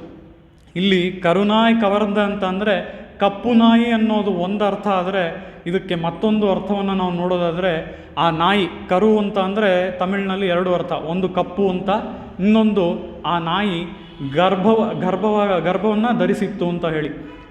ಆ ಗರ್ಭ ಧರಿಸಿದಂಥ ನಾಯಿಯ ಹೊಟ್ಟೆಯ ಮೇಲೆ ಅವನ ಕಾಲಿಟ್ಟ, ಆ ನಾಯಿ ತಕ್ಷಣ ಅವನ ಕಾಲನ್ನು ಕಚ್ಚಿತು. ಆ ರೀತಿಯಲ್ಲಿ ಆ ನಾಯಿ ತಕ್ಷಣವೇ ಅವನ ಕಾಲನ್ನು ಕಚ್ಚಿತು. ಅವನಿಗೆ ಮುಂದೆ ನಡೆಯೋಕ್ಕೂ ಆಗಲಿಲ್ಲ. ಅವನು ಈ ತಟ್ಟೆಯನ್ನೇನೋ ಹಿಡ್ಕೊಂಡಿದ್ದಾನೆ, ಎಲ್ಲಿಗೆ ಅಂತ ಹೋಗ್ತಾನೆ, ಅವನಿಗೆ ನಡೆಯೋಕ್ಕೂ ಕೂಡ ಆಗ್ತಾ ಇಲ್ಲ. ಪೆರುನಾಡ ಕಾಣ ಇಮ್ಮೈಲೆ ಪಿಚ್ಚೈತಾಮ್ ಕೊಳ್ಳವರ್. ಈಗ ಮುಂದಕ್ಕೆ ಅವನು ಹೋಗಿ ಮಾಡಬೇಕಾಗಿರೋದು ಈ ಭಿಕ್ಷೆ ಬೇಡೋದನ್ನೇ. ಆ ರೀತಿಯಲ್ಲಿ ಅವನು ಅವತ್ತು ಮಧ್ಯಾಹ್ನನೇ, ಯಾವ ದಿನ ಮಧ್ಯಾಹ್ನ ಆ ಚಿನ್ನದ ತಟ್ಟೆಯನ್ನು ಆ ಸೇವಕನ ಮೇಲೆ ಎಸೆದ್ನೋ ಅದೇ ದಿನ ಸಂಜೆ ರಾತ್ರಿ ನಡೀತಿರುವಂಥ ಘಟನೆ ಇದು. ಆ ರೀತಿಯಲ್ಲಿ ಇವರೆಲ್ಲರೂ ಇಂಥ ರಾಜರಿಗೆ ಇಂಥ ಪಾಠಗಳೆಲ್ಲ ಕಲಿಯೋ ಹಾಗೆ ನೀನು ಮಾಡ್ತೀಯ. ಒಂದಲ್ಲ ಒಂದು ಸಮಯದಲ್ಲಿ ತಿರುನಾರಣ ತಾಳ್ ಕಾಲಂ ಪರೆ ಶಿಂದಿತ್ತು ಉಯ್ಮಿನೋ ಅಂತ ಅಂದರೆ ಅವನ ಪಾದಗಳೇ ನಮಗೆ ಗತಿ ಅಂತ ಇಂಥ ರಾಜರು ಕೂಡ ಈ ಸಂಪತ್ತನ್ನೆಲ್ಲ ಒಂದೇ ದಿನದಲ್ಲಿ ಕಳ್ಕೊಂಡು ಹಾಗೆ ಯೋಚನೆ ಮಾಡೋ ಹಾಗೆ ನೀ ಮಾಡ್ತೀಯ ಅಂತ ಹೇಳಿ ಇಲ್ಲಿ ಆಳ್ವಾರರು ತೋರಿಸ್ತಾ ಇದ್ದಾರೆ. ಆ ರೀತಿಯಲ್ಲಿ ಇಲ್ಲಿ ಅಂಗಣ್ಮಾ ನ್ಯಾಲತ್ತರಸರ್ ಅಭಿಮಾನ ಭಂಗಮಾಯ್ ಒಂದು ನಿನ್ ಪಳ್ಳಿಕಟ್ಟಿಳ್ಕಿಳೆ ಅಂದರೆ ಈ ರಾಜರೆಲ್ಲರಿಗೂ ಇಂಥ ಒಂದು ಅಭಿಮಾನ ಇತ್ತಂತೆ. ಅವರ ಪದವಿಯಿಂದ, ಅವರ ಅಧಿಕಾರದಿಂದ, ಇದರಿಂದೆಲ್ಲ ಅವರಿಗೆ ಇಂಥ ಒಂದು ದರ್ಪ ಇತ್ತು. ಆ ದರ್ಪ ಎಲ್ಲ ಹೋಗಿ ಅಭಿಮಾನ ಭಂಗಮಾಯ್ ಒಂದು ನಿನ್ ಪಳ್ಳಿಕಟ್ಟಿಳ್ಕಿಳೆ, ನಿನ್ನ ಮಂಚದ ಕೆಳಗೆ ಬಂದು ನಿನ್ನ ಬಳಿ ಬಂದು ಅವರು ನಿಂತಿದ್ದಾರೆ. ಹೇಗೆ? ಕೈ ಮುಕ್ಕೊಂಡು ನಿಂತಿದ್ದಾರೆ. ಆ ರೀತಿಯಲ್ಲಿ ಈ ರಾಜರನ್ನೆಲ್ಲ ಅವರು ಇದ್ದಂತಹ ಒಂದು ಬಂಧನ ಅಂದರೆ, ಈಗ ಅವರು ರಾಜರು ಈ ಒಂದು ರಾಜ್ಯವನ್ನು ಆಳ್ತಾ ಇದ್ದಾರಲ್ವ, ಈ ರಾಜ್ಯವನ್ನು ಆಳ್ತಾ ಇದ್ರಿಂದ ಅವರಿಗೆ ಇದ್ದಂತಹ ಸಂಪತ್ತು, ಅಧಿಕಾರ, ಇದರಿಂದೆಲ್ಲ ದರ್ಪ ಬಂದಿತ್ತು. ಆದರೆ ಅವ್ರಿಗೆ ಗೊತ್ತಾಗದೇ ಇದ್ದಿದ್ದೇನು, ಈ ದರ್ಪವಾಗಲಿ ಅಥವಾ ಅವರು ಆಳ್ತಾ ಇದ್ದಂಥ ಈ ಒಂದು ರಾಜ್ಯ ಆಗಲಿ, ಇದೆಲ್ಲ ಅವರಿಗೆ ಒಂದು ರೀತಿ ಬಂಧನ ಅನ್ನೋದು ಅವ್ರಿಗೆ ಗೊತ್ತಾಗ್ತಾ ಇರಲಿಲ್ಲ ಅಲ್ವಾ. ಈ ಬಂಧನದಿಂದ ಅವರನ್ನು ಬಿಡಿಸೋ ಹಾಗೆ ಮಾಡಿ, ಅಂದರೆ ಅವನ ಪಾದಗಳನ್ನೇ ನಂಬಿ ಬರೋ ಹಾಗೆ ಮಾಡಿದವರು ಯಾರು? ಶ್ರೀಕೃಷ್ಣ ಅಲ್ವಾ. ಅದೇ ರೀತಿ ಈ ಬಂಧನದಿಂದ ರಾಜರನ್ನೆಲ್ಲ ಶ್ರೀಕೃಷ್ಣ ಯಾವಾಗ ಇನ್ನೊಂದು ಬಾರಿ ಬಿಡಿಸ್ತಾನೆ ಅಂತ ನೋಡಿದ್ರೆ, ನರಕಾಸುರ ಏನು ಮಾಡ್ತಾನೆ ಅಂದರೆ, ಅವನಿಗೆ ಒಂದು ವರ ಸಿಕ್ಕಿರುತ್ತೆ. ಏನು ವರ ಅಂತ ಅಂದರೆ, ಅವನಿಗೆ ತಾಯಿ ಭೂಮಿದೇವಿ ತಾಯಿಯಾದ್ದರಿಂದ ಅವನು ಬ್ರಹ್ಮನ ಬಳಿ ವರ ಕೇಳ್ಕೊಳ್ತಾನೆ, ನನಗೆ ಆ ಭೂಮಿದೇವಿಯನ್ನು ಬಿಟ್ಟು ಬೇರೆ ಯಾರಿಂದಲೂ ಸಾವು ಬರಬಾರ್ದು ಅಂತ ಹೇಳಿ. ಯಾವಾಗ ಈ ವರ ಅವನಿಗೆ ಸಿಕ್ತೋ ನರಕಾಸುರನಿಗೆ, ಮತ್ತೆ ಈ ರಾಜರ ಥರನೇ ಅವನಿಗೂ ದರ್ಪ ಬಂತು. ಎಲ್ಲರನ್ನ ದರ್ಪ ಅಂತ ಅಂದರೆ ನಾನು ಹೀಗೆ ನಾನು ಹಾಗೆ ಅಂತ ಅಂದ್ಕೊಳ್ಳೋದು ಮಾತ್ರ ಅಲ್ಲ, ಅದ್ರ ಜೊತೆಗೆ ಎದುರುಗಡೆ ಇರೋರ ಒಂದು ಏನಂತಾರೆ ಗೆಲುವು ಅಥವಾ ಅವರ ಉನ್ನತಿಯನ್ನು ಸಹಿಸ್ಕೊಳ್ದೇ ಇರೋರು. ಆ ರೀತಿಯಲ್ಲಿ ದರ್ಪ ಅನ್ನೋದು ತನ್ನಂತಾನು ಹೆಚ್ಚು ಅಂತಾನು ಅಂದ್ಕೊಂಡು ಎದುರುಗಡೆ ಇರೋರ ಒಂದು ಉನ್ನತಿಯನ್ನು ಸಹಿಸ್ಕೊಳ್ದೇ ಇರೋನು ಈ ನರಕಾಸುರ. ಆ ರೀತಿಯಲ್ಲಿ ಎಲ್ಲರನ್ನೂ ಹಿಂಸೆ ಮಾಡೋಕ್ಕೆ ಶುರು ಮಾಡ್ದ. ಭೂಮಿಯಲ್ಲಿರೋ ರಾಜರನ್ನೆಲ್ಲ ಹಿಂಸೆ ಮಾಡೋಕ್ಕೆ ಶುರು ಮಾಡ್ದ. ಯಾಕೆಂದ್ರೆ ಅವನು ವರ ಬಂದ್ಬಿಟ್ಟಿದೆ, ಶಕ್ತಿ ಇದೆ, ಇನ್ನೇನು ಈಗ ನಂದೇ ರಾಜ್ಯ ಅಂತ ಹೇಳಿ ಆ ರೀತಿಯಲ್ಲಿ ಆ ನರಕಾಸುರ ಎಲ್ಲರನ್ನ ಭೂಮಿಯಲ್ಲಿದ್ದಂತಹ ರಾಜರನ್ನೆಲ್ಲ ಕರ್ಕೊಂಬಂದು ಅವನ ಒಂದು ಕಾರಾಗೃಹ ಜೈಲಿನಲ್ಲಿ ಹಾಕಿದ್ನಂತೆ. ಆ ಭೂಮಿಯ ರಾಜರು ಮಾತ್ರ ಅಲ್ಲ, ಅವರಿಗೆಲ್ಲ ಎಷ್ಟೋ ಕನ್ಯರಿದ್ದರು, ಆ ಕನ್ಯರನ್ನೆಲ್ಲ ಕರ್ಕೊಂಬಂದು ಆ ಜೈಲಿನಲ್ಲಿ ಹಾಕಿದ್ನಂತೆ. ಇಲ್ಲಿಗೆ ಅವನು ಸುಮ್ಮನಾಗಲಿಲ್ಲ, ಇಲ್ಲಿಗಾದರೂ ಅವನು ಸುಮ್ಮನಾಗ್ಬೋದಾಗಿತ್ತು, ಇಲ್ಲಿಗೆ ಸುಮ್ಮನಾಗಲಿಲ್ಲ. ಭೂಮಿ ರಾಜರನ್ನೆಲ್ಲ ತಂದು ಜೈಲಿಗೆ ಹಾಕ್ದ, ಅಲ್ಲಿಗೂ ಅವನಿಗೆ ಸಮಾಧಾನ ಆಗಲಿಲ್ಲ. ಈಗ ನನ್ನ ಎಲ್ಲೇ ಇಷ್ಟೇ ಅಲ್ಲ, ನನ್ನ ಎಲ್ಲೇ ದೇವಲೋಕದವರೆಗೂ ಇದೆ ಅಂತ ಹೋಗಿ ಆ ಇಂದ್ರಾದಿ ದೇವತೆಗಳಿಗೆಲ್ಲ ಹೋಗಿ ಕೈ ಹಾಕ್ದ, ಅವರನ್ನು ಕೂಡ ಕರ್ಕೊಂಬಂದು ಇವನು ಜೈಲಿಗೆ ಹಾಕ್ದ. ಆ ರೀತಿಯಲ್ಲಿ ಈ ನರಕಾಸುರ ಈ ರೀತಿಯಾಗಿ ಆ ಇಂದ್ರಾದಿ ದೇವತೆಗಳನ್ನು ತಂದು ಜೈಲಿಗೆ ಹಾಕೋದಲ್ಲದೆ ಭೂಮಿಯಲ್ಲಿದ್ದಂತಹ ರಾಜರನ್ನೆಲ್ಲ ಜೈಲಿಗೆ ಹಾಕ್ದ. ಅವರೆಲ್ಲರೂ ರಾಜರು ಮಾತ್ರ ಅಲ್ಲ, ರಾಜಕನ್ಯೆಯರು ಎಲ್ಲರೂ ಇದ್ದಾರೆ. ಎಲ್ಲರೂ ಅವನ ಜೈಲಲ್ಲಿದ್ದಾರೆ. ಎಷ್ಟು ದಿನ? ವರ್ಷಗಟ್ಟಲೆ ಅವನ ಜೈಲಲ್ಲೇ ಇದ್ದಾರೆ. ಆ ರೀತಿಯಲ್ಲಿ ಈ ನರಕಾಸುರನ ಜೈಲಿನಲ್ಲಿ ಇವರೆಲ್ಲರೂ ಇದ್ದಾರೆ. ಆ ಸಮಯದಲ್ಲಿ ಆಗ ಇವರಿಗೆಲ್ಲ ಯಾವಾಗಪ್ಪ ಮುಕ್ತಿ ಜೈಲಿನಿಂದ ಅಂತ ನೋಡಿದ್ರೆ ಅದು ಆ ದೀಪಾವಳಿಯ ಸಮಯ. ನರಕಾಸುರ ವಧೆ ಆಯಿತು. ಆ ಶ್ರೀಕೃಷ್ಣನೇ ಬಂದು ನರಕಾಸುರನ ವಧೆಯನ್ನು ಮಾಡ್ತಾನೆ. ಆ ರೀತಿಯಲ್ಲಿ ಆ ದಿನವನ್ನು ನಾವು ಇವತ್ತಿಗೂ ಕೂಡ ನರಕ ಚತುರ್ದಶಿ ಅಂತ ಹೇಳಿ ಆಚರಣೆ ಮಾಡ್ತೀವಿ ಅಲ್ವಾ. ಆ ರೀತಿಯಲ್ಲಿ ಇಲ್ಲಿ ನರಕಾಸುರನ ಕಥೆಯಲ್ಲೂ ನಾವು ನೋಡುವಂಥದ್ದು ಏನು ಅಂದರೆ, ಆ ಶ್ರೀಕೃಷ್ಣನೇ ಬಂದು ಯಾವಾಗ ಈ ನರಕಾಸುರನ ವಧೆ ಮಾಡಿದ್ನೋ ಆಗಲೇ ಆ ಕನ್ಯೆಯರಿಗೂ ಆ ರಾಜರಿಗೂ ಅವರ ಬಂಧನದಿಂದ ಮುಕ್ತಿ. ಆ ರೀತಿಯಲ್ಲಿ ಅಂಗಣ್ಮ ನ್ಯಾಲತ್ತರಸರ್ ಅಭಿಮಾನ ಭಂಗಮಾಯ್ ಅಂದರೆ ಏನರ್ಥ? ಅವರು ಅಭಿಮಾನ ಅನ್ನುವಂಥ ಒಂದು ಬಂಧನದಲ್ಲಿದ್ದಾರೆ. ಆ ಬಂಧನದಿಂದ ಅವರು ಹೊರಗೆ ಬರಬೇಕು ಅಂದರೆ ಯಾವಾಗ ಹೇಗೆ ಹೊರಗೆ ಬರ್ತಾರೆ ಅಂದರೆ ಆ ಶ್ರೀಕೃಷ್ಣ ಬಂದು ಬಿಡಿಸಿದ್ರೇ ಉಂಟು. ಅದು ಯಾವ ರೀತಿ? ಅದು ನರಕಾಸುರ ಅಂಥವರ ಒಂದು ವಧೆ ಇರ್ಬೋದು, ಅಥವಾ ಅವರಿಗೆ ಆಗುವಂತಹ ಒಂದು ಅನುಭವಗಳು. ಆ ರಾಜರಿಗೆ ಈಗ ತಾನೇ ನೋಡಿದ್ವಿ ಅಲ್ವಾ, ಆ ರಾಜ ಹೇಗೆ ಚಿನ್ನದ ತಟ್ಟೆಯನ್ನು ಎಸ್ದ ಸೇವಕನ ಮೇಲೆ ಅಂತ ಹೇಳಿ. ಅದೇ ದಿನ ಸಂಜೆ ಅವನಿಗೇನಾಯಿತು? ಹೋಗಿ ಆ ಒಂದು ನಾಯಿಯ ಹೊಟ್ಟೆಯ ಮೇಲೆ ಕಾಲಿಟ್ಟ ಅಲ್ವಾ. ಆ ರೀತಿಯಲ್ಲಿ ನಾವು ನೋಡೋದಾದರೆ ಇಲ್ಲಿ ಆ ರಾಜರಿಗೆ ಇಂಥ ಅನುಭವಗಳನ್ನು ಕೊಟ್ಟು, ಅಥವಾ ಈ ನರಕಾಸುರನಂಥ ಅಸುರರನ್ನು ವಧೆ ಮಾಡಿ ಅವರಿಗೆ ಬುದ್ಧಿ ಬರೋ ಹಾಗೆ ಮಾಡ್ತಾನೆ ಅಂತ ಹೇಳಿ. ಬುದ್ಧಿ ಬರೋದು ಅಂದರೆ ಏನು? ಅವರು ಬಂದು ನಿನ್ನ ಆ ಮಂಚದ ಹತ್ರ, ಆ ಮಂಚದ ಕಾಲ ಬಳಿ ಬಂದು ನಿಂತು ಕೈ ಮುಕ್ಕೊಂಡು ನಿಂತಿದ್ದಾರೆ, ನೋಡು ಕೃಷ್ಣ ಅಂತ ಹೇಳಿ ಇಲ್ಲಿ ಗೋದಾದೇವಿ ಹೇಳ್ತಾಳೆ. ಆ ರೀತಿಯಲ್ಲಿ ನಾವಿಲ್ಲಿ ನೋಡೋದಾದರೆ ಶ್ರೀಕೃಷ್ಣ ಅವನ ಬಳಿ ಯಾರ್ಯಾರು ಹೋದರು ಅಂತ ನೋಡಿದ್ರೆ ಮಹಾಭಾರತದಲ್ಲಿ ಇಬ್ಬರು ಹೋಗ್ತಾರೆ ಅಲ್ವಾ. ಯಾವಾಗ ಅಂದರೆ ಮಹಾಭಾರತ ಯುದ್ಧ ಆರಂಭ ಆಗೋದಕ್ಕೂ ಮುಂಚೆ ಅವನ ಬಳಿ ಇಬ್ಬರು ಹೋಗ್ತಾರೆ. ಯಾರು ಅವರಿಬ್ಬರು? ತಮಗೆಲ್ಲ ಚೆನ್ನಾಗಿ ಗೊತ್ತಿರೋ ಕಥೆನೇ. ದುರ್ಯೋಧನ ಒಬ್ಬ, ಮತ್ತೊಬ್ಬ ಅರ್ಜುನ. ಅದರಲ್ಲಿ ಫಸ್ಟ್ ಕಮ್ ಫಸ್ಟ್ ಸರ್ವ್ ಅನ್ನೋ ಥರ ದುರ್ಯೋಧನ ಮೊದಲು ಹೋಗಿದ್ದ. ದುರ್ಯೋಧನ ಅವನು ಹೋಗಿ ಶ್ರೀಕೃಷ್ಣ ಮಲಗಿದರೆ ಆ ಶ್ರೀಕೃಷ್ಣನ ಮುಖವನ್ನು ನೋಡಿಕೊಂಡು ಅದರ ಬಳಿಯೇ ಕುಳಿತುಕೊಂಡ. ಅದಾದಮೇಲೆ ಎರಡನೇದಾಗಿ ಹೋಗಿದ್ದು ಅರ್ಜುನ. ಆ ರೀತಿಯಲ್ಲಿ ಎರಡನೇದಾಗಿ ಹೋದಂಥ ಅರ್ಜುನ ಶ್ರೀಕೃಷ್ಣನ ಪಾದಗಳ ಬಳಿ ಹೋಗಿ ಕುಳಿತುಕೊಂಡ ಅಲ್ವಾ. ಇಲ್ಲಿ ಆ ಶ್ರೀಕೃಷ್ಣ ಇನ್ನೇನು ಹೇಳುವಂತಹ ಸಮಯ. ಶ್ರೀಕೃಷ್ಣ ಎದ್ದು ಮೊದಲಿಗೆ ನೋಡಿದ್ದು ಆ ಅರ್ಜುನನನ್ನು. ಆ ಅರ್ಜುನನ್ನ ನೋಡಿದ ಕೂಡಲೇ ಇಲ್ಲಿ ಶ್ರೀಕೃಷ್ಣ ನಿನಗೇನು ಬೇಕು ಅಂತ ಕೇಳ್ತಾನೆ. ಅದಕ್ಕೆ ದುರ್ಯೋಧನನಿಗೇನು ಅನಿಸುತ್ತೆ? ನಾನು ಬಂದಿರೋದು ಮೊದಲು, ಯಾರು ಮೊದಲು ಬರ್ತಾರೋ ಅವ್ರಿಗೆ ನಿಮ್ಮ ಸರ್ವೀಸನ್ನು ಕೊಡಬೇಕು.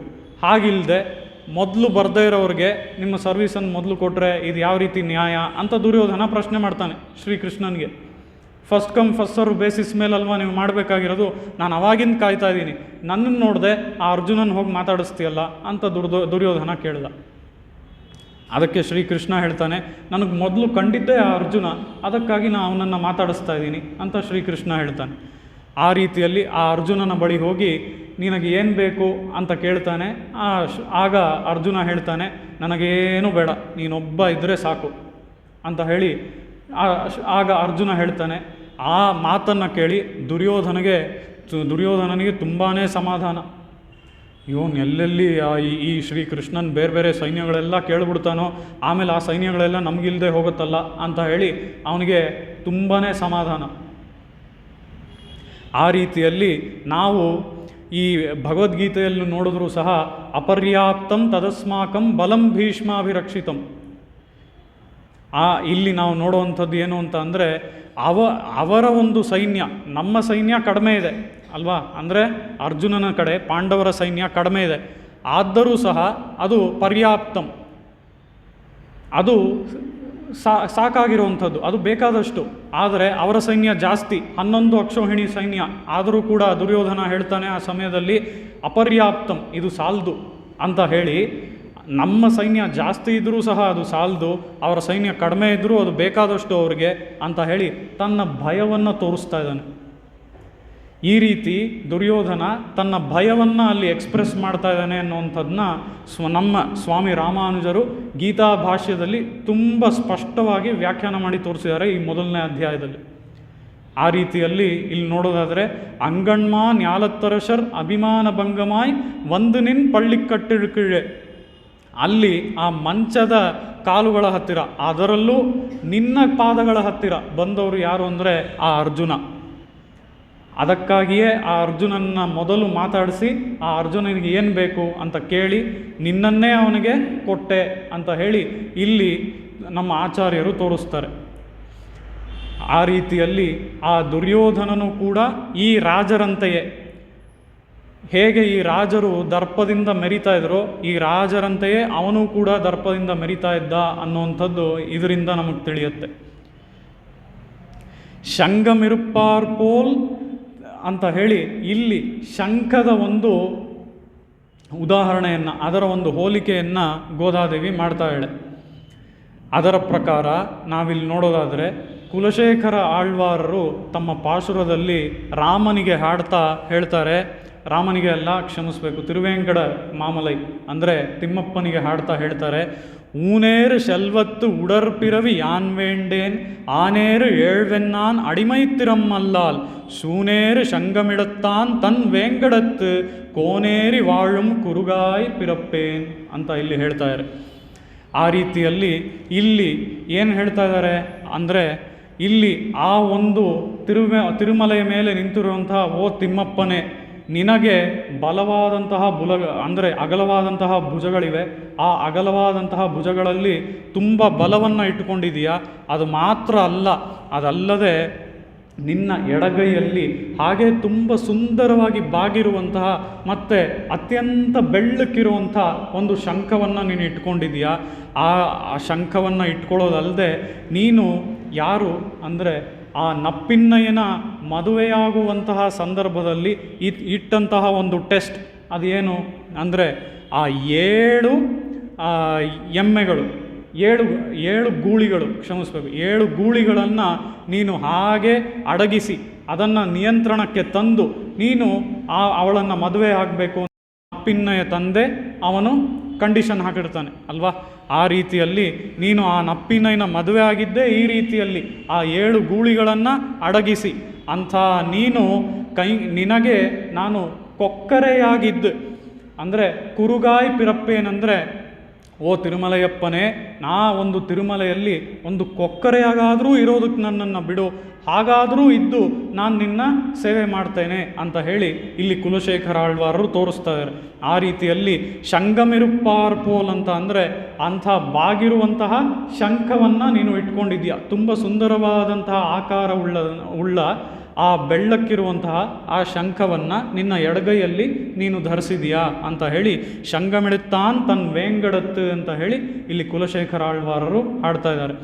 ಆ ರೀತಿಯಲ್ಲಿ ಶಂಗಮಿರುಪ್ಪಾರ್ ಪೋಲ್ ಒಂದು ತಲೆ ಪೇಯ್ದೋಂ ಕಿಂಕಿಣಿ ವಾಯ್ಚೇದ ತಾಮರೈ ಪೂಪೋಲೆ ಅಂದರೆ ಇಲ್ಲಿ ನಾವು ನೋಡಿದ್ರೆ ಇಲ್ಲಿ ಕಿಂಕಿಣಿ ವಾಯ್ಚೈದ ತಾಮರೈ ಪೂಪೋಲೆ, ಇಲ್ಲಿ ಯಾವುದು ತಾಮರೈ ಪೂಪೋಲೆ ಅಂದರೆ ಶಂಗಣ್ ಚಿರಿಚಿರಿದೆ. ಮುಂದೆ ಹೇಳ್ತಾರಲ್ಲ ಅವನ ಕಣ್ಣುಗಳಿಗೆ ಒಂದು ಹೋಲಿಕೆ ಇದು. ಆ ರೀತಿಯಲ್ಲಿ ಇಲ್ಲಿ ನೋಡೋದಾದರೆ ಅವನ ಕಣ್ಣುಗಳನ್ನು ಒಂದು ತಲೆ ಪೇಯ್ದೋಂ ಅಂತ ಅಂದರೆ ನಿನ್ನನ್ನು ನಮಸ್ಕಾರ ಮಾಡೋದಕ್ಕಾಗಿಯೇ ಬಂದಿದ್ದೀವಿ. ಹೇಗೆ ಆ ದುರ್ಯೋಧನ ಬಂದಲ್ಲ ಆ ರೀತಿಯಲ್ಲಿ ದರ್ಪದಿಂದ ಬಂದು ನಿನ್ನ ತಲೆಯ ಬಳಿ ಕುಳಿತಿಲ್ಲ ನಾವು, ನಿನ್ನ ಮಂಚದ ಕೆಳಗೆ, ಅದು ಕೂಡ ನಿನ್ನ ಪಾದಗಳ ಬಳಿ ನಾವಿದ್ದೇವೆ. ನೀನು ಕಣ್ಬಿಟ್ರೆ ನಾವೇ ಕಾಣಬೇಕು ಅಂಥ ಒಂದು ಪೊಸಿಷನಲ್ಲಿ ಇದ್ದೀವಿ ನಾವು ಅಂತ ಹೇಳಿ ಇಲ್ಲಿ ಗೋದಾದೇವಿ ತಾನು ಎಂಥ ಸ್ಥಾನದಲ್ಲಿದ್ದಾಳೆ ಅಂತ ತೋರಿಸ್ತಾಳೆ. ಒಂದು ತಲೆಪ್ಪೇದೋಂ ಕಿಂಕಿಣಿ ವಾಯ್ಚೈದ ತಾಮರೈ ಪೂಪೋಲೆ ಅಂದರೆ ಅದೇ ಅರ್ಥ. ನಾವು ಆ ರೀತಿಯಾಗಿ ಆ ದುರ್ಯೋಧನನ ರೀತಿ ಬಂದಿಲ್ಲ, ನಿನ್ನ ಪಾದಗಳಿಗೆ ಎರಗಬೇಕು ಅಂತಾನೆ ನಿನ್ನ ಪಾದಗಳಿಗೆ ಬಳಿ ಬಂದು ಕುಳಿತಿದ್ದೇವೆ ಅಂತ ಹೇಳಿ ಇಲ್ಲಿ ಗೋದಾದೇವಿ ತೋರಿಸ್ತಾಳೆ. ಆ ರೀತಿಯಲ್ಲಿ ತಾಮರೈ ಪೂಪೋಲೆ ಶಂಗಣ್ ಚಿರಿಚಿರಿದೆ.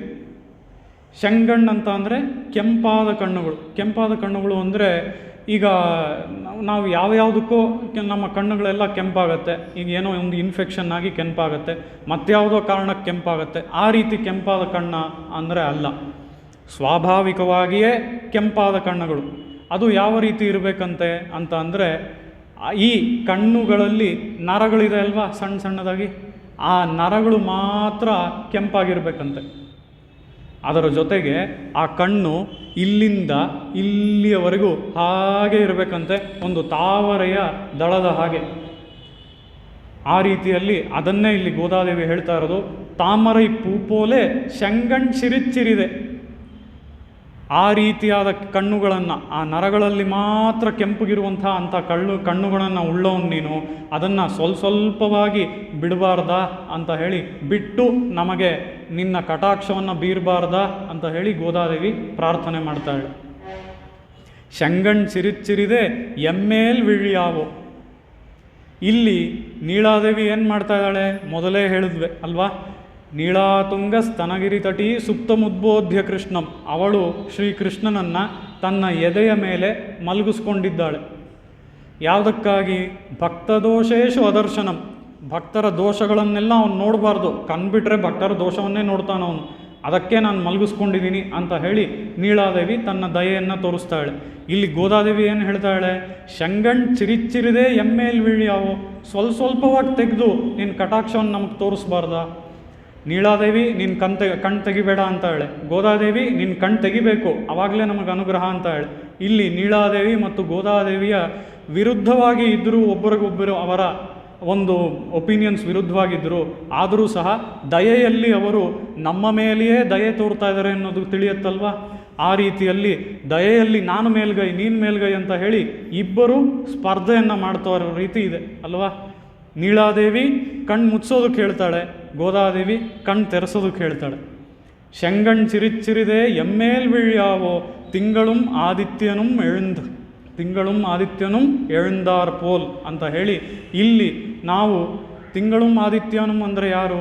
ನಾವೀಗಾಗಲೇ ನೋಡೋ ಹಾಗೆ ಇಲ್ಲಿ ಅವನ ಎರಡು ಕಣ್ಣುಗಳು ಸೂರ್ಯ ಮತ್ತು ಚಂದ್ರರನ್ನು ತೋರಿಸುತ್ತೆ. ಆ ರೀತಿಯಲ್ಲಿ ಅವನು ಕಣ್ಣನ್ನು ಬಿಟ್ಟರೆ ಸೂರ್ಯ ಮತ್ತು ಚಂದ್ರ ಇಬ್ಬರು ಒಂದೇ ಸಮಯ ಉದಯಿಸ್ತಾರಂತೆ.